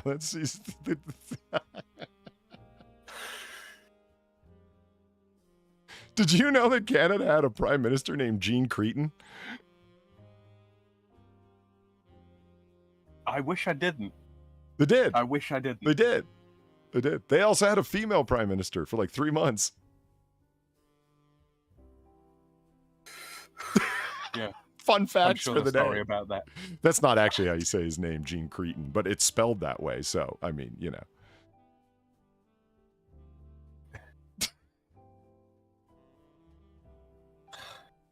I am not medicated enough for this. Okay, hold on. Okay. ISU, the International Space University, originally evolved as a geographically It evolved in a geographically decentralized way, Far. That's a nice way of saying we ain't got no campus. We just Yeah. That is in fact what that means. Serpent 21. Polly, you are out of it. Wow. Although Quark are as great as Spock, or as great as McCoy and Spock. Wait a minute, is that what you wrote? Oh, they're up there. Like, up there in quality with McCoy and Spock in terms of their back and forth repartee. I get what you're saying. Okay. Sam's here. It brings down the level. We're all in the gutter. You know, it just... Okay, we might be currently playing host to this International Space University, but now if you'll allow me, I'm going to play my trump card. You have the Space Force! Yeah, but that's legitimate. It's a real thing. They've even got uniforms. It's as real as this. But they have actual uniforms in a headquarters. It isn't decentralized. For now. With summer sessions convened in a different country each year. How dare she? I wanted that cake. Oh my god. Thank you for the $3. What this do? It does that. It does that. How dare she's? I wanted that cake. It's a favorite of mine. In 1994, the central campus was established in Strasbourg, Alsace, France. Because of the Central European location and unique character, citation needed. I love how they put citation next to unique. What makes it unique? Explain that. Right, I know, justify. During the first years, the Master of Science classes took place at something. At École Nationale Supérieure de Physique de Strasbourg. Since 2002, ISU has had its own building. Far! They've got their own building. Oh fuck! They actually have a building.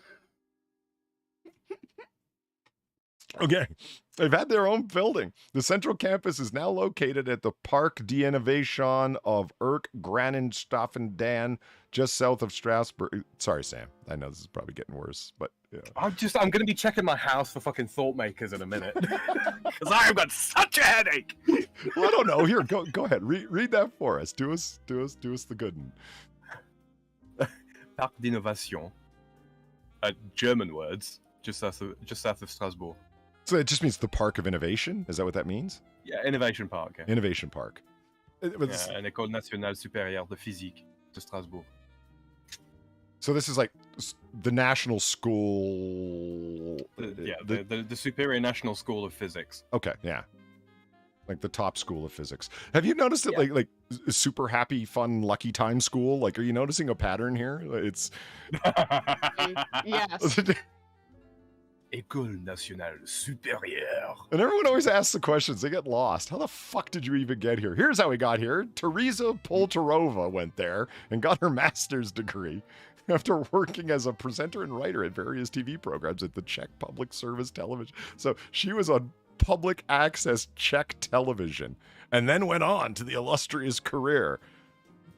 Launched, catapulted forward by the stellar career that she got from the ISU.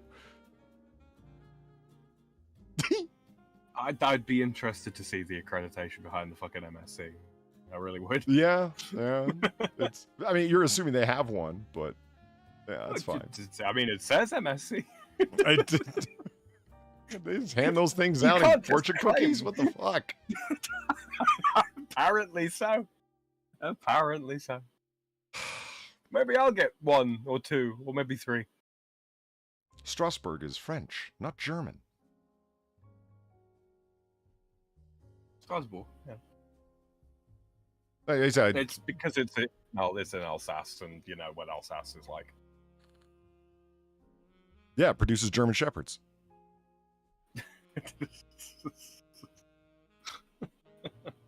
What?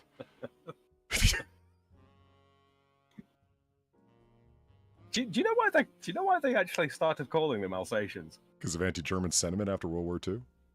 Yeah, pretty much. That's what I heard. I don't know. It's one of those water cooler. it's I don't know if that's true, but yeah, it's true. Yeah. Yeah. Yeah, keep your damn Volkswagen. My grandfather died fighting you bastards. I'll be goddamn. We refuse to refer to it as Alsace. Now it is Alsace. Okay. Okay, so we're talking about the worst lines in movies. Now, we've watched a lot of bad movies, but I end up deliberately, as of late, reading a lot more bad articles than bad movies. Because, these things happen. Okay, so here's the story. In case she didn't tell, Cat. Man with bat killed while confronting windshield cleaners. What? So he had a bat, like a baseball bat, right? not the squeal haunting the night blood-sucking variety.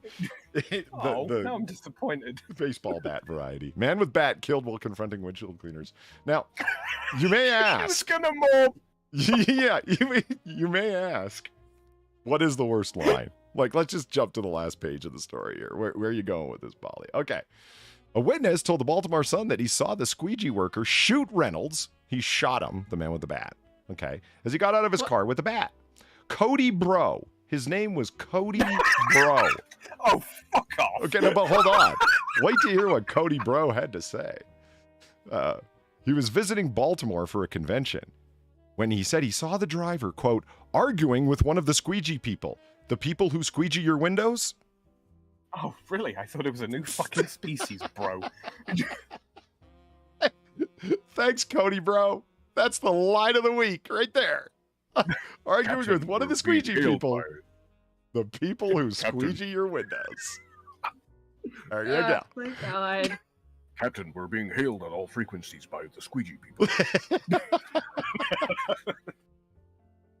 I love this. I mean, this story is so fucking stupid. A man was shot and killed after swinging a baseball bat during a confrontation with people who were cleaning windshields for cash at a downtown Baltimore intersection, according to police. The bat-wielding man, Reynolds, 48 of Baltimore, was driving through the intersection of the city's Inner Harbor on Thursday afternoon when he encountered so-called squeegee workers. It's a good thing Cody Bro cleared that shit up, or we might not know who they were talking about.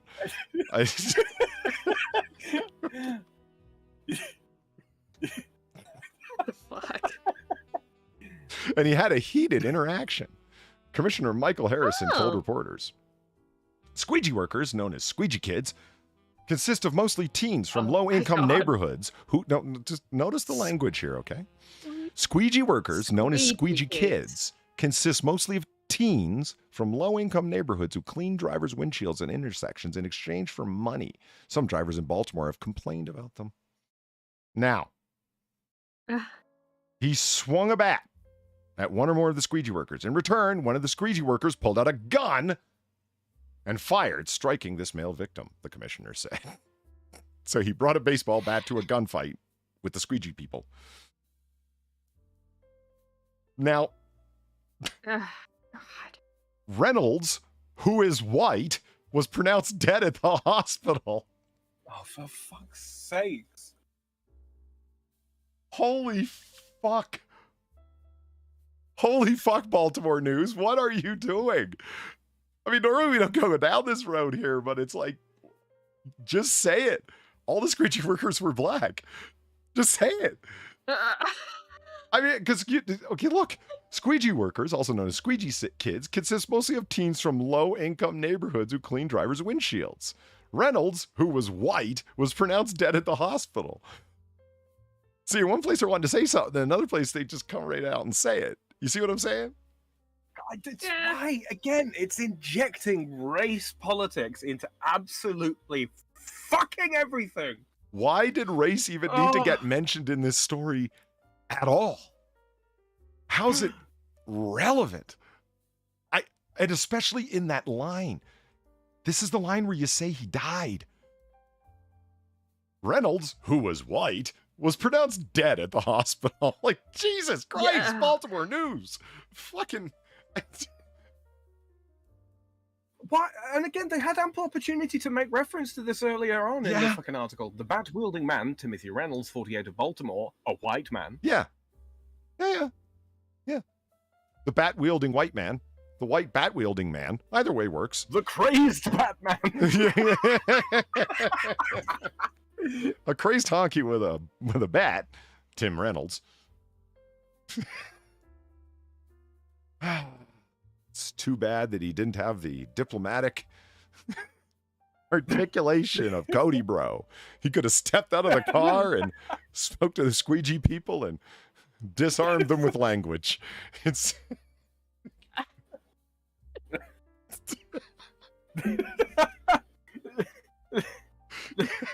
I do not require your services in cleaning my car, which is to say, the car, which is in fact mine. Exactly. The windshield, or that which protects me from the wind, is does not require your particular talents at the moment. My turbulence deflector is not in need of cleansing. I'm sorry, is Timothy Reynolds Skeletor secretly, in your opinion? I don't know. I don't know. You wouldn't let me have him as Batman, so.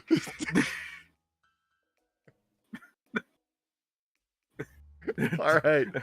Reportedly, Timothy's last words at the scene were, Alfred! Okay.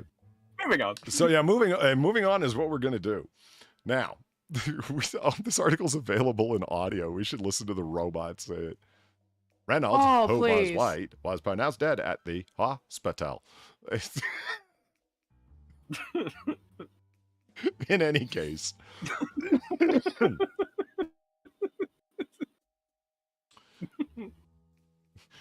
Oh God, the story continues.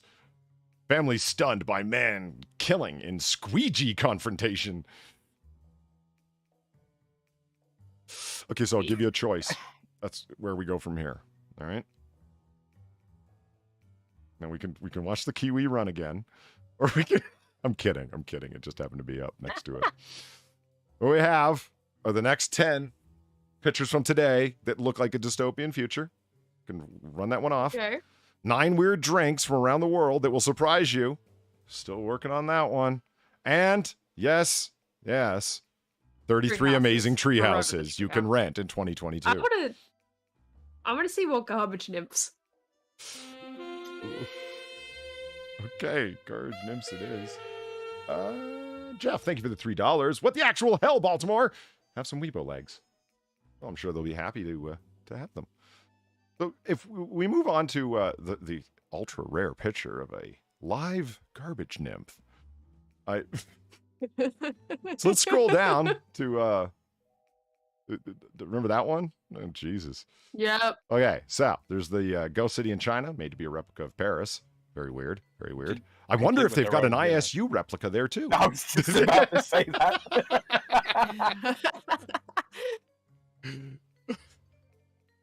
Okay. Yeah. There we go. Okay. So that the very right. Yeah, then Alaska. Yeah, the building that contains the entire population of the town. Love it. Yeah. Love it. So it was 27. 28 is Manila, Nightmareville. 29 was the no problem, lots of road. What's the issue? Yeah. And our final one was, oh yes, the family of trolls literally living under the bridge. Who's that emitting carbon dioxide over my bridge?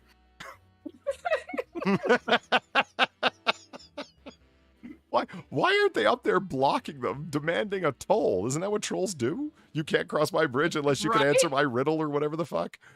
Oh, did they automate the toll? They just take directly from their bank accounts as they cross the bridge? I choose to believe that that's the case. Okay, so actually I should need to make this taller so the picture will... Okay. All right, so here we go on to number 31. Baghdad, then, and now. Oh, Jesus. What? The Islamic world, after becoming more Islamic, is on the decline? Shocking. Yeah. Shocking. Wow. I mean, look I at wonder if they have squeaky men at their intersections. No, they got. I mean, there aren't Careful. cars, Sam. Like, what do you? They can squeegee your eyeballs, I guess, when you're walking. Get the dust out of your eyes from the fucking constant Look, sandstorms. that one has spectacles. Grab the squeegee.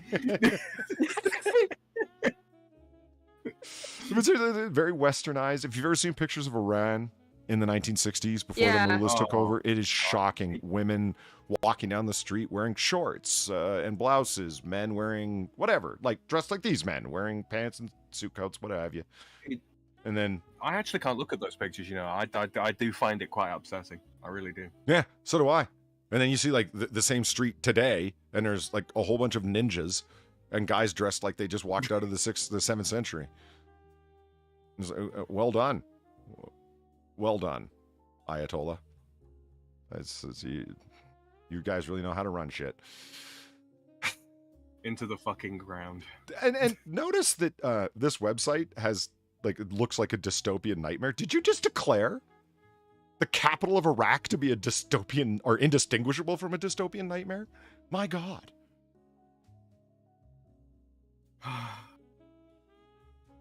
Yes. believe they did. Yes, I think they did. Yeah, it's I'm like, not there has disagreeing. been no upkeep on this building whatsoever. It's just completely dilapidated. I mean, look, there's glass in the square holes. Yeah. We call them windows. Over there, they call them just air holes.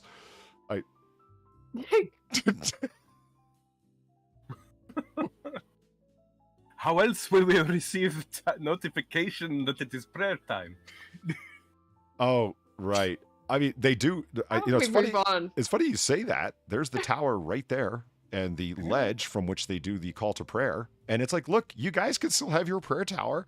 You don't need to live in the 7th century. It's fine.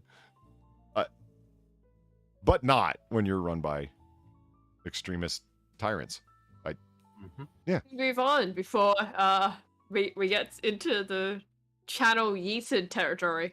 Billionaire Vijay Mallya's mansion atop a skyscraper in Bangalore, India. Mansion? You mean White House replica? Yeah, what the fuck? You live in a White House replica on top of a skyscraper. That is some of the most anime shit I have ever seen in real life.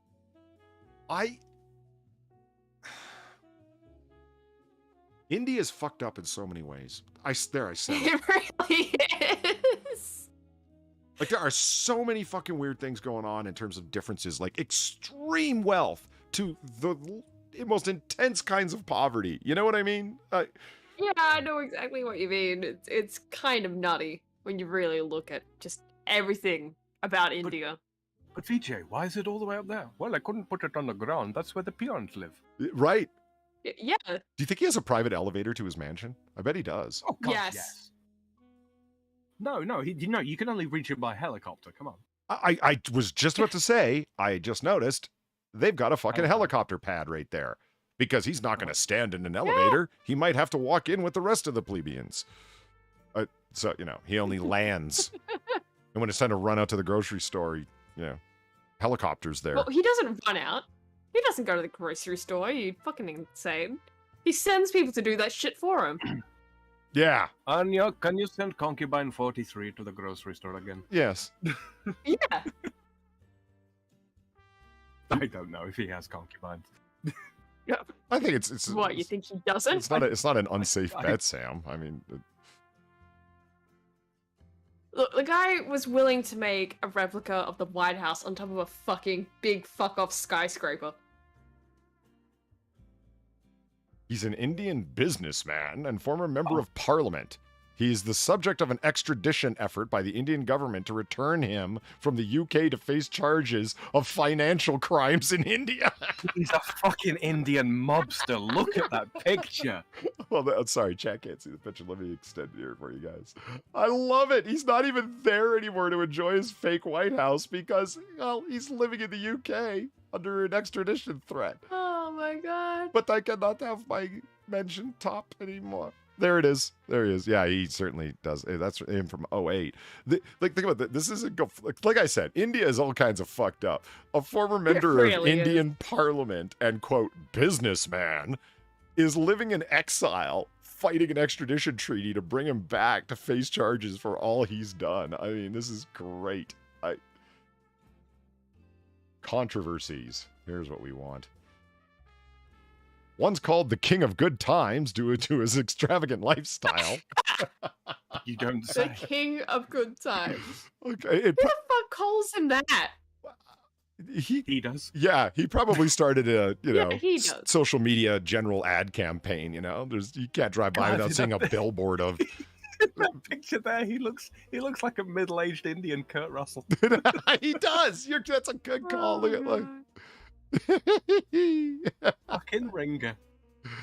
Okay. there he is, the king of good times. Malaya joined the submarine Swami-led junta party in 2003 and was its national working president until 2010. He was elected to the something as an independent member twice from his home state of something. First in 2002 with the support of something and the Indian National Congress. And then so on. Oh, I'm reading his political career. Shit. Sorry. Fuck. Long day. Malaya and his companies have been embroiled in financial scandals and controversy since 2012. He left India on March 2nd, 2016 after saying he wanted to move to Britain to be closer to his children. A group of 17 Indian banks are trying to collect approximately 90 billion euros or 1.2 billion US in loans, which Malaya has allegedly routed to gain 100% or partial stake in about 40 companies across the world. Several agencies, including the Income Tax Department, the Central Bureau of Investigation, are investigating Malaya for charges including financial fraud and money laundering. And the Attorney General said that Malaya's assets abroad are far in excess of to loans taken by him. So he took money from 17 banks and just like to start businesses and to buy controlling interests in companies and just kept the fucking money. Don't hate the player, hate the game, I guess. He sounds like the king of good times. Certainly. No, Unless he you're- was named in the Panama Papers. You don't say. If you don't know, the Panama Papers are leaked documents demonstrating offshore, hiding your money offshore so you don't have to pay taxes on it. And it's a collective group of leaked documents, of banking documents showing the extent to which certain people have taken their money and sent it abroad, be it to the Cayman Islands or to a Swiss bank or wherever through various means of donating to a certain charity or having your money sent to a certain bank. And then the bank on your behalf invests in a bunch of mutual funds or investment banks, which then launders your money and they hold on to it. Now, who was named throughout all the Panama Papers? Well, about half of Hollywood.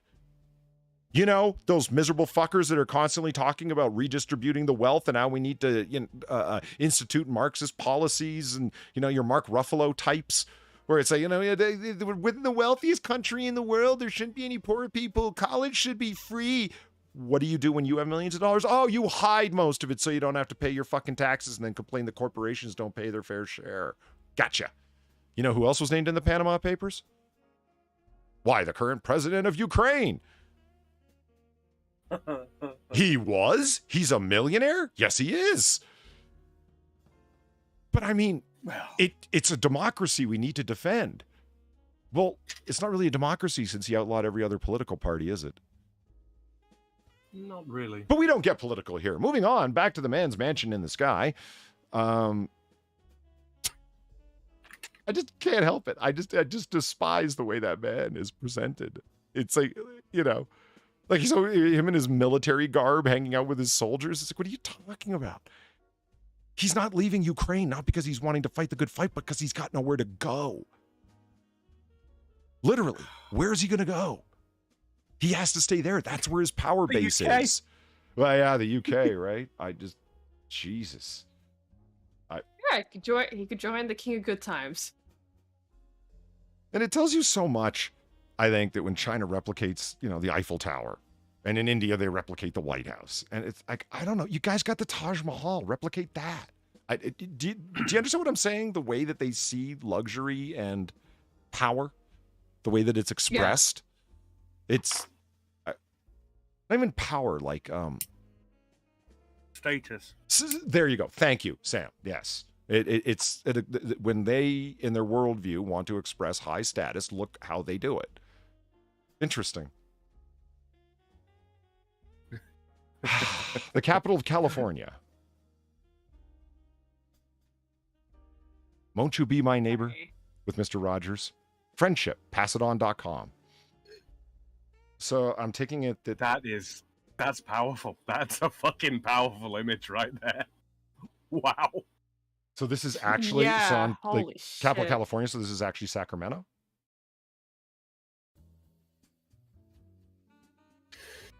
That's dire. Dire. It is dire. So let me ask you though. Okay, so I'm a super fan of Blade Runner, right? And that takes place in Los Angeles in 2019, the distant future of 2019, and we all know the kind of dystopia that it is. Which is worse? The dystopia of 2019 from Blade Runner, California, or the actual dystopia of today of California? Well, the actual dystopia of today, because it's actually fucking happening. Yes. And they don't have sexy female assassin robots. Yeah. They don't. And that's the worst crime of all. Right.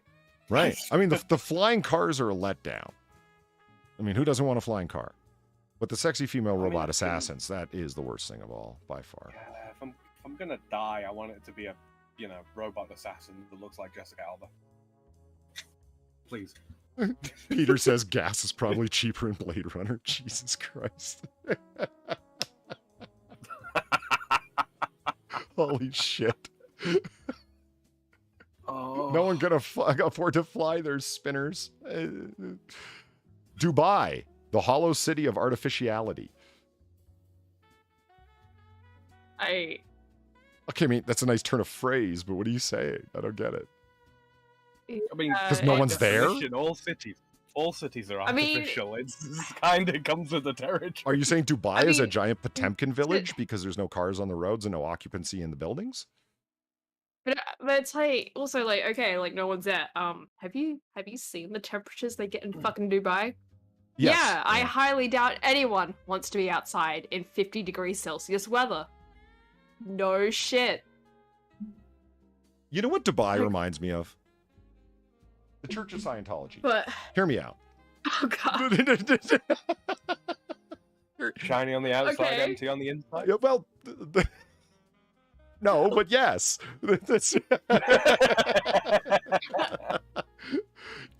Scientology has no membership to justify the amount of money that they have. And since they are a tax-free organization, because they technically qualify as a, full air quotes here, y'all, church, because they are the Church of Scientology, right? They're tax exempt. Yeah. But as a tax exempt organization, a 501c3, 3C, excuse me, organization, you have to spend, you can't spend your money on blowing hookers, on Vegas vacations. You have to spend your money in certain ways, right? And so how do you do that? Well, you build buildings. And if you want to go on vacation, you want to blow the church's money on vacation, like some, rip-off pastor of some small church or whatever, right? You have a convention. It just happens to be in Las Vegas. And the costs are covered by your central pool of money, that kind of thing. And now Scientology's a lot like that. They've got a declining membership, very sharply declining membership, but the membership that they do have pay extremely heavily into the central pool. It's not cheap to be a Scientologist. So they have all this money, and they can't just fucking spend it on, blowing hookers and whatnot. So they have to build buildings. And they've got buildings all over the world, especially the United States. You should check it, like Clearwater in Florida, where their headquarters are. You should see how ornate it is. Room after room after room. Empty, empty, empty, empty, empty, empty, empty. They don't have anything to do with them. They just keep buying real estate and building stuff, but they have nothing to do in them. They don't have any members to occupy them. That's Dubai. All the Middle Eastern Yeah. princes, and I just did air quotes there. You know, it's like, you know, my father has, you know, his 4 wives plus his 8 concubines and had 43 children with each one. You know, you get the idea. Like, that's why the House of Saud in Saudi Arabia has so many princes, right? And they all are legitimately, quote, royals. I'm air quoting like a motherfucker. I'm going to give myself arthritis here. No, you get the idea, though. All of their money, what are they going to do with it? Well, they invested in Dubai. That's why the tallest building in the world's in Dubai. That's why the buildings it's under constant construction. Why? Well, they're dumping their money into Dubai. Why? So they have to spend it. They can't just hold on to it. They can't just bury it in the sand. You know, so they have to like, well, I'm going to buy real estate. Well, I can't buy real estate in Saudi Arabia. Everyone's going to know what I'm up to. So they're a foreign investor in Dubai. It's one way to squirrel it away, I suppose. So yeah, so it's building after building after building with nothing going on in it. Oh. So yeah, sorry for the long explanation, but that's how Dubai is like the Church of Scientology. All right then. I mean, don't fix what ain't broke, I suppose. If it works, right? Are you saying that Dune was a knockoff of Saudi princes? No, but yes. I mean, that's the second time that's happened in less than 4 minutes. What the fuck? Moving on to 35. He who builds the spires controls the fate of the fucking universe. Oh, God. I was like, what's wrong with this picture? I was like, you know. Oh my god. It took yeah, me a it's second to going clue right in. through it, isn't it? Yeah. Ah. It goes going through the right building. through there, isn't it? Yes, it is. Oh my god. Oh, they've got roads like that. Imagine living underneath it. They've got what? Like what, Sam? In the, like, they've got roads like that in Monaco. They go through buildings. Oh god. Yeah. Okay, but it's the smallest. No, wait a minute. Luxembourg is, isn't it? What's the smallest principality in the world? Not counting Sealand, of course. There's a couple of Sealand-like principalities, isn't there? Yeah, there are. But Sealand's the only authentic one. Sealand forever. I'm not sure. Now you ask. I'm not sure. Is it Monaco or is it the one in Europe there? Shit. Name slipped my mind. They still exist because of historical accident.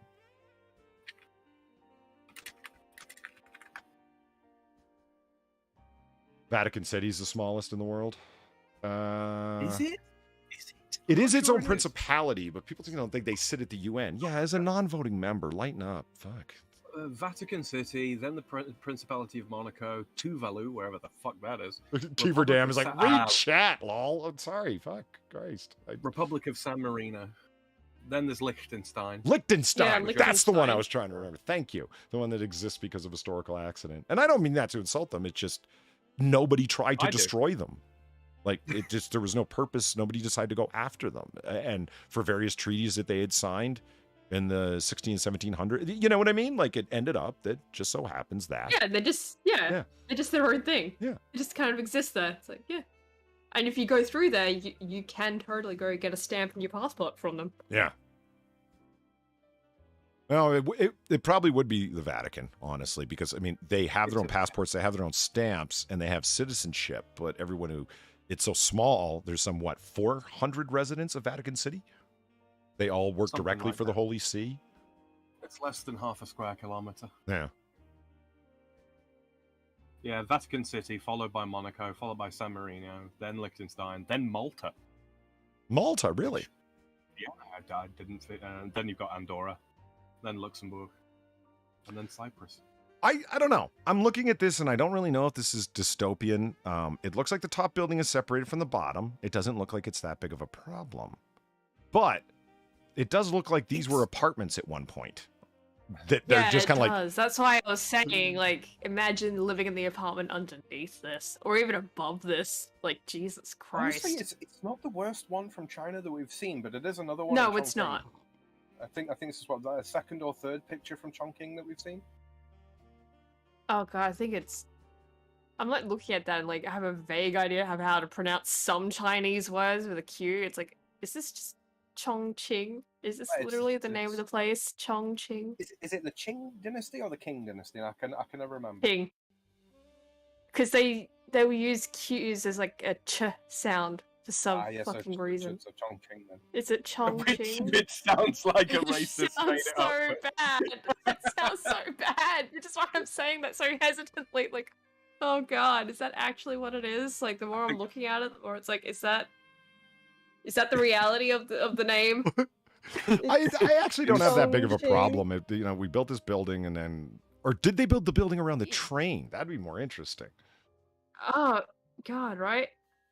I mean, obviously, don't- space was at a premium here, and they just decided to, you know, we got to go Yeah. ahead with this. You know, It's not like I have a problem with it necessarily. It's more just like I am so curious as to what the building is used for. Because you're right, it does look like it was apartments at some point.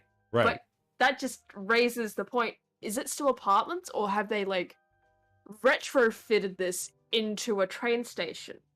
Oh, that I didn't even think of Could that. be a It might be a train yeah. station in there. I didn't even. Yeah. Yeah, because the building that's on top of it is obviously still residential. 'Cause, Right. like, you can see all the individual air cons going on there. So is this just like Well, the above? there's air cons on the bottom above. too. If you look on the bottom. Yeah, but that's not. It's like the tiny ones of like in each separate apartment of like that's residential air cons. So if you're going up to the train station on the 1, 2, 3, 4, fifth and sixth floor, right? Yeah. You're gonna have to. Well, it'd be 6th and 7th because the first floor would be the lobby, right? So you got a lot of justified complaints.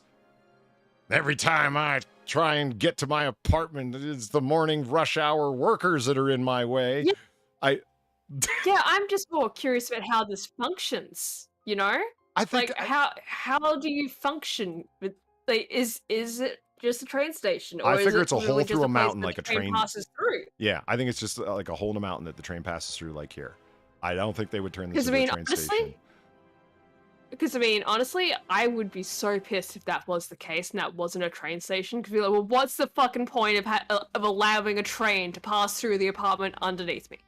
Come on, come the fuck on. Yeah, Give me you know a what? station here. I've lived in basement I suites, would be so pissed. basement apartments, and I've had loud people upstairs.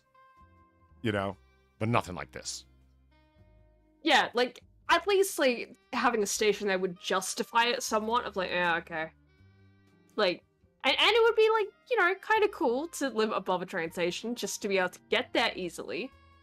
Like, imagine the convenience of that. But like, if it's just passing through, then it's like, nah, fuck this, fuck this. Okay. Mirny in Siberia, Russia. Oh, Oh, You live on the edge of a Of a precipice Sarlacc to pit. hell. I mean, it is. Yeah, I was about to ask if this is the pit that in Russia that's just always on fire, but no, that's in a completely separate part.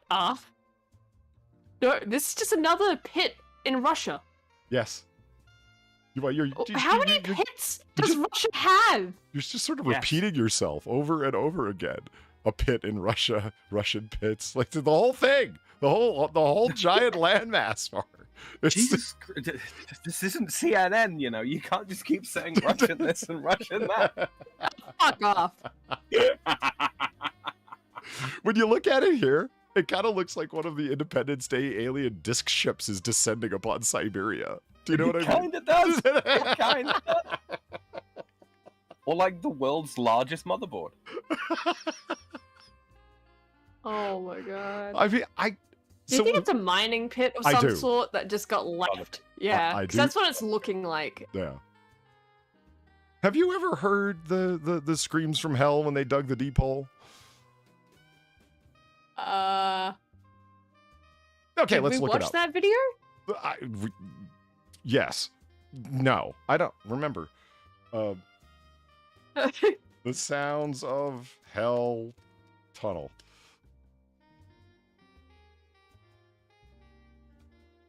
There we go. Hole to hell. Screams recorded at the bottom of the deepest borehole.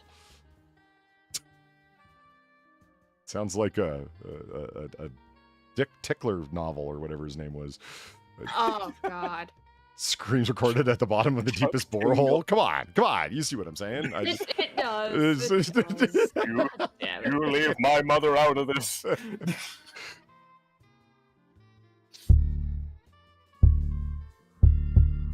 yeah, get Okay. on with it. Yeah, can we just... Yeah, I don't Come believe on, there's go- thumping bass going on in hell. Like, what the fuck? Let's get to it. Oh, Down what? there. What? They can have fun. An extremely metal heat-tolerant microphone, along with other sensory equipment. Yeah. But the real shock, Shut 15 up. seconds of all of the screams of the damned. The screams of the damned. I'm trying to get past this guy so he's got, Oh. like, copyright struck for Yeah, fucking... come on. For haunted pizzas coming after me. It's the name of it. Haunted fucking pizza. It's just- I see it, but it's just, yeah, like, you got this shit going on, right? Hole to hell, yeah, it's a hole to hell with this heavy bass music going on, and then it's just like, yeah, haunted pizza brought you this. Like, what Yeah, the Haunted fuck? pizza. The Pineapple. internet sometimes, you know? You're not wrong. One of the worst things about fucking trying to do this show right is constantly reshaping the window so it doesn't take up the wrong amount of space, the right amount of space. Shit ends up getting cut off. It ain't easy, man. All right. Anyway. The screams. Yes. Okay, let's hear it. Yeah, come on, give us. Give.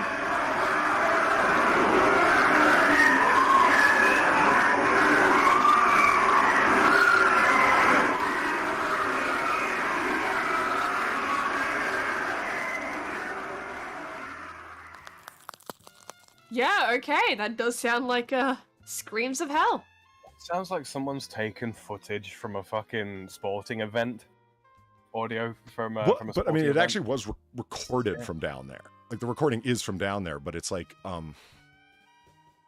if you ever heard Escaping sounds from gas, inside the Great Pyramid of Giza or one of its accompanying, yes, when you're in that big of a building, there's airflow simply because of the, well, not simply, but because of the air, the heat differentials. So the air is moving, and because it's the way that it moves and the heights of the tunnels, I don't understand the acoustics of it. That's way above my pay grade.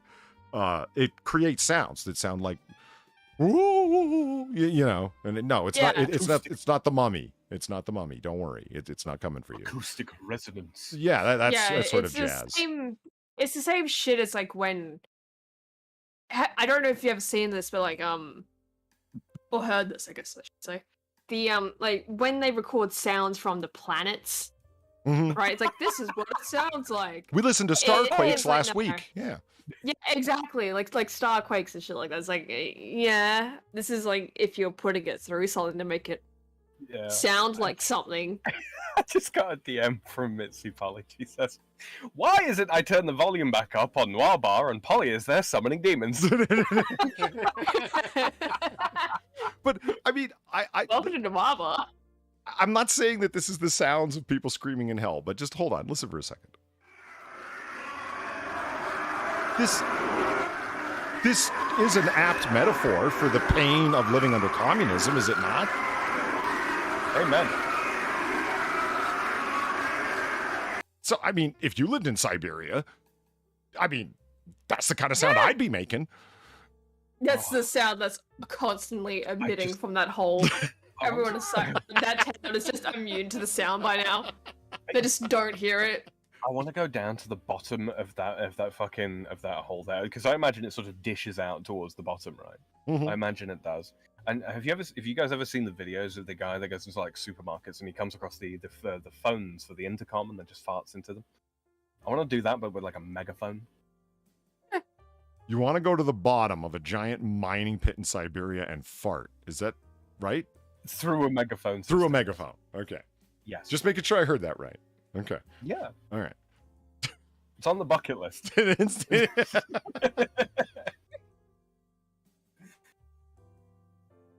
We'll meet you at the pit. Yeah, I guess.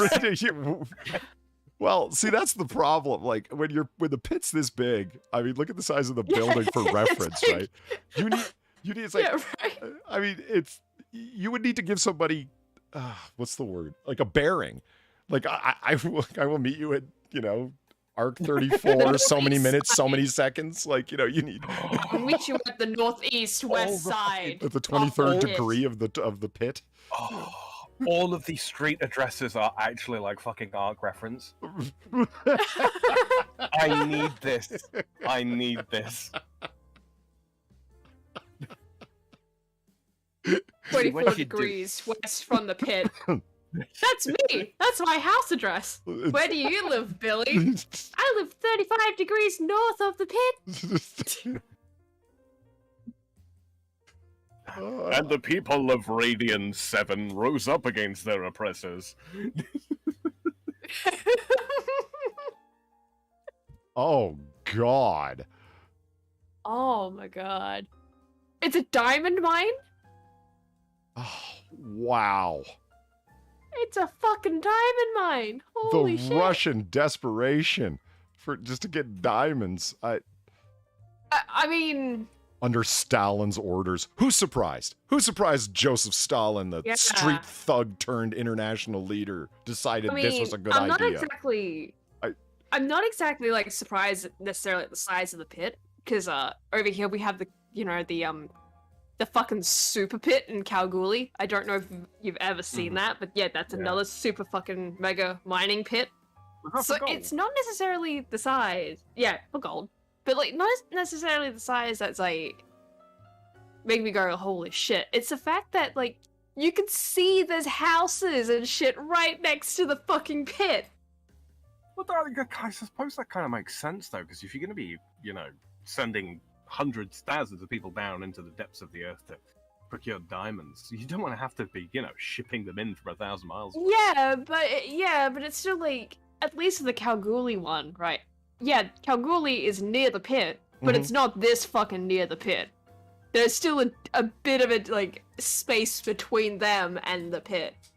This is just like, I'll do it. Jesus Christ, imagine stepping up to your backyard and just looking, it's like, yep, there's the pit.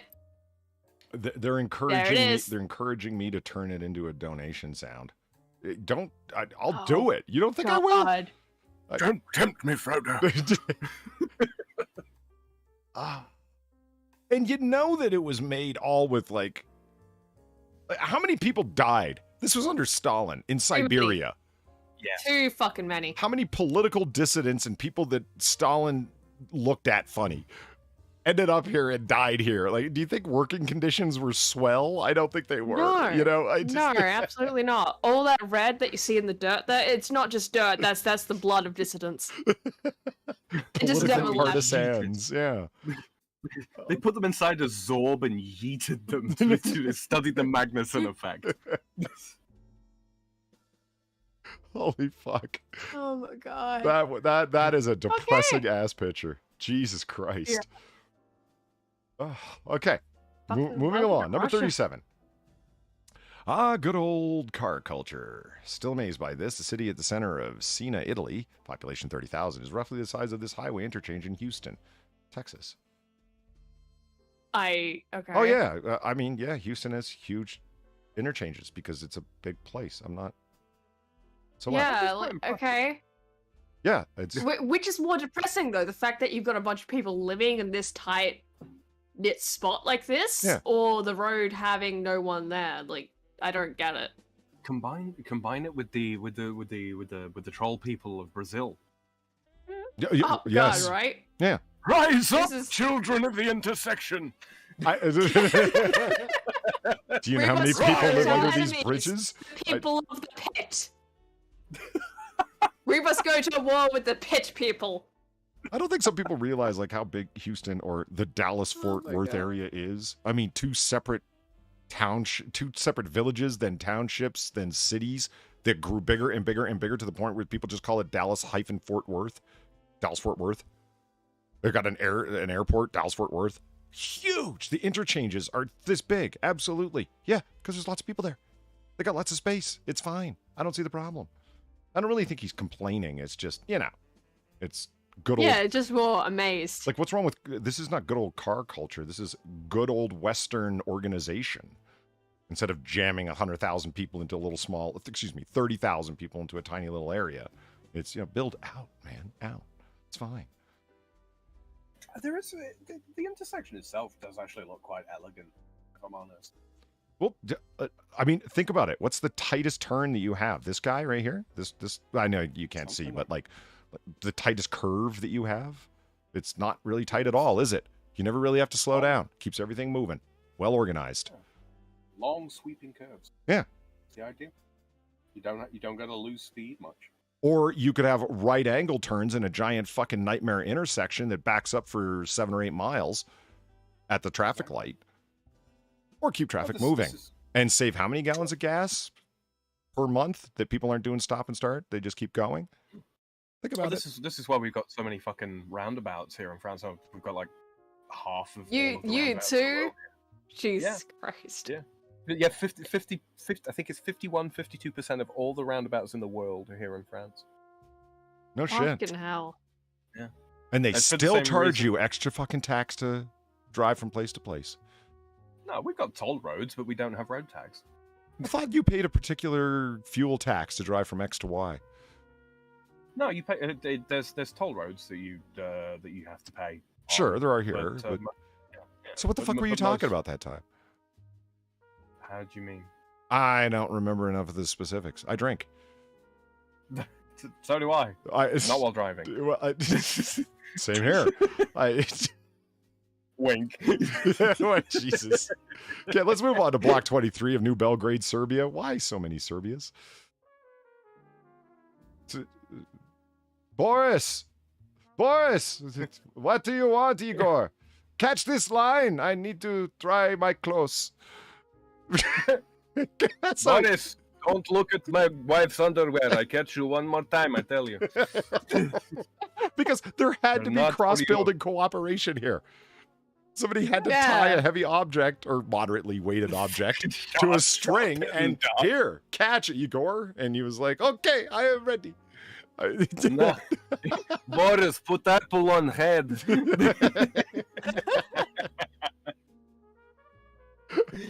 Just tied it to an empty vodka bottle and let her rip. Lost it. And then eventually it got over there. And now we have drying line. No, don't try and walk it, Boris. No. Look at that banana yellow tracksuit. That's so middle. That's so Eastern European. Why so many in Serbia? Do you really need to ask? Do you think the guy that owns that? I don't. What's that first? Do you think the guy that owns that tracksuit also likes to just squat? Yes. Just, do the Slav squat whenever he can. That's like his default pose. I'm hearing hardcore in my mind right now. That's all that it is. It's like a PTSD flashback, except it's just Slav hardcore. See, now I'm thinking about what I'm gonna do with that donation. God damn you people in chat. Yeah. Well, it's just in case somebody loses their fucking mind and decides to donate $2,000, it would be like, people that are this foolish with their money are gonna go to hell, and that's why you hear the screams of the damned. $666. Yeah. Yeah. There you go. Because right now, if you hit it, you just get peak of epic manliness, which you should, because you got to have a certain kind of testicular fortitude to hit the 500, and the golden otter only for the 1,000 people. Yeah.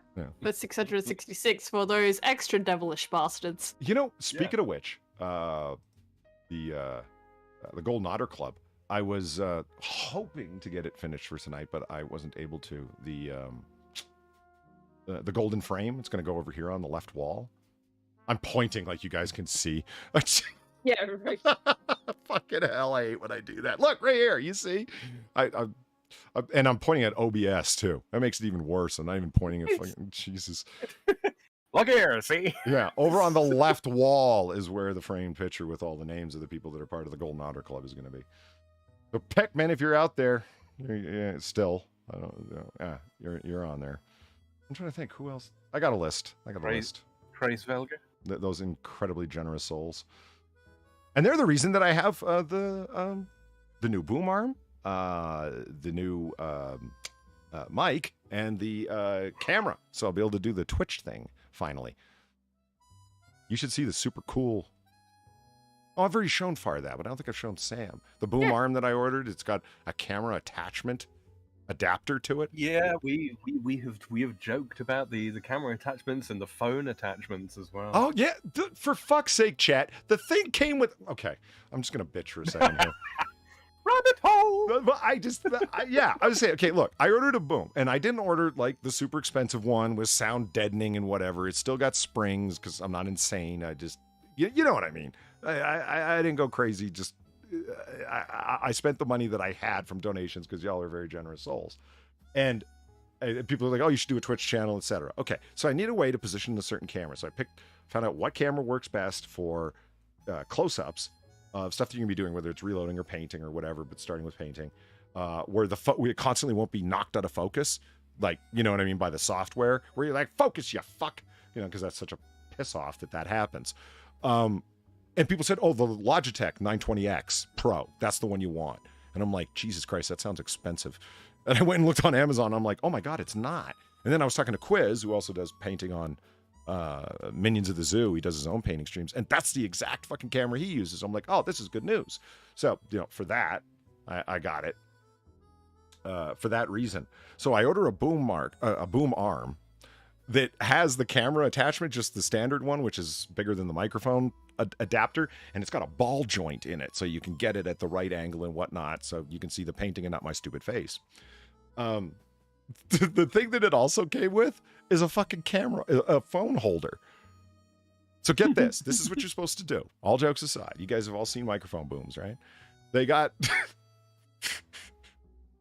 Let's go look at it on Amazon. I need a cheap laugh. Oh, fuck, I forgot. I had Chuck Tingle up. Slammed in the butt by Donald Trump. Boom arm phone holder. Let's see if that'll bring it up. Dun, dun, dun, dun. Yes, Sam. That's the one. That's the very one. This thing is such a piece of junk. Okay, and there. Let's go. Load, damn you. Look at it loading, chat. There it is. This is what they actually want me to do with this boom arm. And I'm like, nah, man, nah, I'm not doing that. What's even the point in this? And the point is, in case you want to talk to your lady friend here, Olga, I'm assuming her name is, and you want your voice to come through as crisp as possible, you set up this entire phone contraption whereby you can speak to them, you know, see them, and your voice will be of the highest quality. Now you could just use, you know, talk to the phone that has its own microphone in it, or earbuds with an inline mic. But no, Olga needs to hear every bit of your dulcet vocal tones. It's the only way you're going to keep her. So she can properly understand you as you read out all the digits of your bank information. That's what I'm saying. Do you want to keep your Siberian girlfriend or not? She really wants to escape from that pit hellhole. Yeah. And she'll do anything to achieve her goal. And what kills me is that I ordered the whole thing for basically this guy right there. That's the little ball and socket joint with the camera screw top. Not really the whole thing. I needed the boom arm, absolutely. And I needed the pivoting joint. And the shock mount was cool because I bumped the microphone a lot because I'm constantly doing hand gestures and all that. But this was the one that came with this guy, the little socket joint. And I was like, fuck, yeah, let's go with this one. And it came with the camera holder. You know what it doesn't come with, though? This thing. The little gooseneck deal. They want you to buy that separately. Oh, quick, let me get a hold of that. The gooseneck. Oh, the microphone mount. No, the mount for the phone itself. Yeah, the little bendy twisty thing. And then I got another one of these pop filters, but I already have one of those pop filters from the boom arm that came with my Blue Yeti that gave up the ghost. That's how I moved on to this Shure mic here. Because once again, you guys are awesome. $24. It's a great deal. Remember, people, he didn't spend it. He invested. Yeah. Like a Saudi prince, he invested. Yeah, well, okay, there's the thing. You know what is going to end up being the most expensive of doing any of this stuff? Is I have the XLR mixer that I bought, the Scarlet Solo. Just don't have the cables yet, nor the cloud lifter. It really annoys me that the cloud lifter is more expensive than the mixer. That bugs the shit out of me. And there's this ongoing debate, and Sam, you've had to hear about this. The relative quality of cables, does it even fucking matter? Yeah. I've done reading on it. I still don't have a clear answer. It's like, do you buy expensive cables or not? And people are like, buy once, cry once. Just pay the money and you won't have to worry about it. You buy cheap cables, XLR cables, and you are going to get static. You are going to get hum. You're going to get all this shit. And you have this great microphone, and it was for nothing. Just buy reasonable quality cables and you'll be happy. And I was like, all right. So it still puts me some, I don't know, 400 or some odd from the goal, but whatever. Not for the cables. I mean, for the cloud lifter and the cables and the MacGyver box. The MacGyver box, yes. I don't think that these things kill me. People insist that these are necessary. The bands. I literally am using the fucking little bits of twisty fucking Chinesium wrapped in plastic. Yeah, see, this is what I mean, like twist ties or zip ties. And Valine, amongst others, are like, don't you dare tell me that you used zip ties on there, because apparently it will fuck your cables up, is the claim. And it's like, okay, you know, I'm approaching this not wanting to fuck it up, if you know what I mean. But if you're not moving your cable around a lot, how would it possibly fuck it up? I don't understand. I mean, weight over time and, you know, plastic is blah, blah, blah, blah, blah. Don't worry. You know what's funny? They show the outside of them as rubber, right? Which they are. The inside of them is like super fluffy inside fleece of the most comfortable hoodie you can imagine. So your cables are not being held in place. They're being cuddled in spot. Buy all new InnoGear cable cuddlers today. Seriously, they are the super fuzziest, softest thing ever. And it's like, wow, this is for people who really spend a lot of money on their cables. Like that they want it, they want their cables hugged, not held. Don't hug. Don't hold the cable. Hug it. Hug it. Like Yelena will hug you near her bosom. While you invest in solar panels. Me to your bosom, Yelena. Hold me to your bosom. Oh, everybody needs a bosom for a pillow, Polly. I'll buy your solar panels. Okay, so are we? I just realized it looks over like 2 hours. Looks like Yelena's been sitting in front of a solar panel with that orange tan. Okay, moving along. We are over 2 hours, but we're only one away. 16-lane highway built through the downtown where Market Square used to be in Moscow, Russia. The hell of a title. Okay. I mean, 16-lane highway. Okay, so that's the old picture. Oh! So that's the old picture. Oh, okay. I'm like, where's the fucking highway? then- These things aren't even moving. I get you. And then there we go. Oh, fucking hell. Yeah, I mean, okay, like, okay. I don't see the problem. I don't. Yeah, it's just like, come on, the market there could not have existed forever. Like, we for have fuck's these sake. things called supermarkets now. Well, I'm it's not fairly even just sure that, even but Russia it's has like, them. look at the top picture where like the market actually is. That's not buildings. Mm-hmm. That's just tents all gathered together. It's true. Mm-hmm. Now, I'm not against like marketplaces like this existing. Like, I think they're cool. You know, like, but yeah, like a market like this though, like, no, This is a bazaar. It's just the nature of it. Yeah. Bizarre, Like this is like Yeah, you it is can. a bazaar. So by definition, mobile. And, Yeah, and- exactly. So there's this huge space, if you'll notice from here. I know you can't see it, but like just this huge space that's taken up by this essentially inherently mobile bazaar and a bunch of people, you know, Yeah. shopping there. And you go down here and they use this huge space to pave. Build. Yeah. Yeah. I don't see the problem. Wow, it's almost as if people are going to build roads where they can and where it's required. This just looks like Wow. organized. I don't see the, you know, Yeah. it's like we didn't have And it's cars. not as We didn't have cars then. We have cars now. So they built Yeah, roads. And it's not as if, like, I mean, this is Russia, right? So that there's no way that bazaar is still probably functioning. But, like, it's, if this is any other country, right? It's not as if, like, that bazaar or market or whatever the fuck is just gonna suddenly disappear. It's probably, like, if it was still around, because, I mean, I highly doubt it is, because Russia. Yeah. Yeah, it's not as if, like, you build this and it's like, oh, well, fun's over, guys. I guess that's it for our little marketplace. Whoops. No, it's like, again, you said the nature of it. It's like, it can move around. Yeah, so chances are this still exists. It's just somewhere else. It's just not here. Yeah. I don't see the problem. Like, if people are looking for the goods that they were in, what was it, oh, they didn't say. I don't know. I pulled 1918 right out of my butt. Probably about right. When the communist revolution happened, yeah. That's when the I won't go on a rant about communism. All right. So anyway, they could get their opium and whatnot elsewhere. It's fine. Probably. No, half these tents are selling opium. I mean, they've got trams there, so yeah, that's probably anywhere. Yeah, probably about 1918.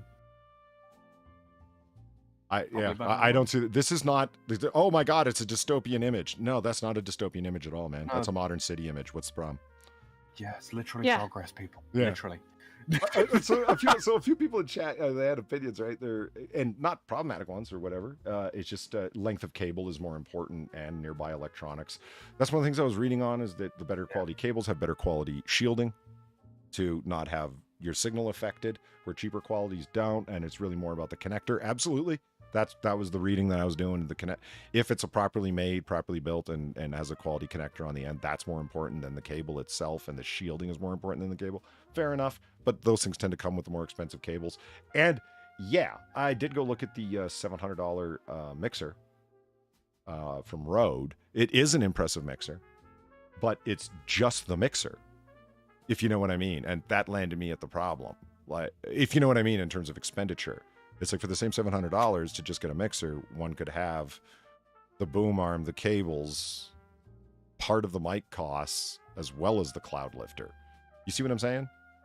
Like, yeah, it doesn't have all the cool Stream Deck stuff, but nobody wants to hear me hitting buttons to hear the damn scream. To be fucking hell, you can do that with software. By the same token that you've got. Well, I can't, but it could be done. Yeah. I will show you the Jedi arts, Polly, don't worry. Southwest U.S. developers. How dare she? I wanted that cake. Okay, thank you, Jeff, for the $3. One more for the road. Nice. Yeah, well, thank you. This isn't dystopian. This is just neat. Yeah. And I don't mean neat as in, oh, it's cool. I mean, no, it's tidy. It's put together. I want you to pan out from this picture. You know what I'm saying? Because, like, what you have here is a highway, and then you have an overpass that's going over this highway, or whatever, major thoroughfare through the center of town, right? It leads back to the roads. I bet you if you pull out, you'll see that it's right outside of a major city. Yeah. Do you understand what I'm saying? This is a neighborhood that was developed right outside of a major city. Nothing more. Yeah, it's a burb. It's a burb. And, oh, look, they built it right near water. There's a nearby reservoir. Shock. You built a town near water? Really? And an access point? Of you. An access point? Nobody's done that for thousands of years. How could you? Like, I admit that it looks pretty odd in that it is almost like a genuine square right in the middle of nowhere, but only because you cropped out the rest of the picture, fucker. This is German engineering for towns. Yeah. But what did you build? We built a square.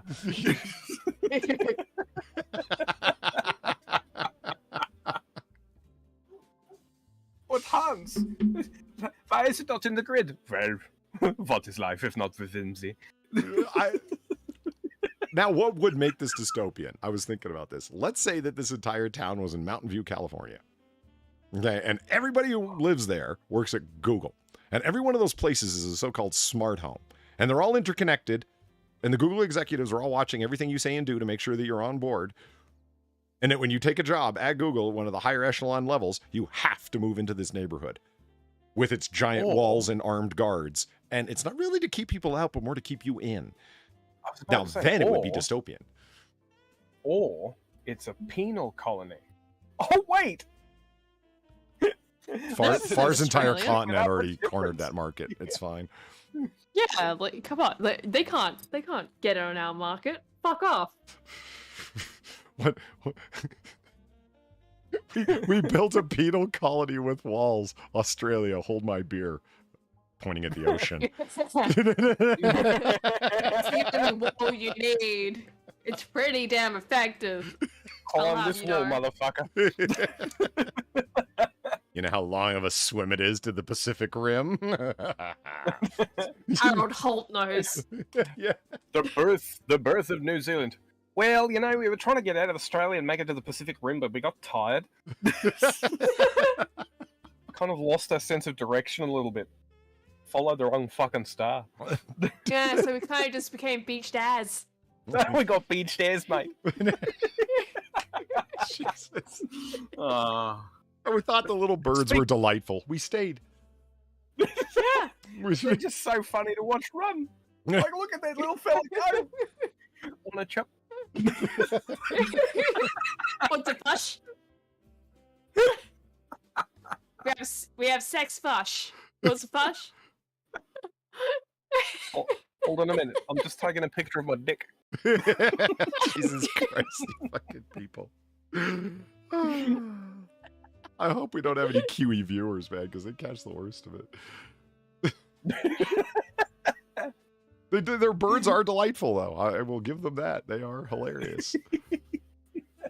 On that note, wow. Where did the time go? Fucking down the hole as we wasted it as the answer. Into the pit. Yeah, went down into the pit of hell. Yeah, we had some screaming. That sounds a little Don't something like worry. this.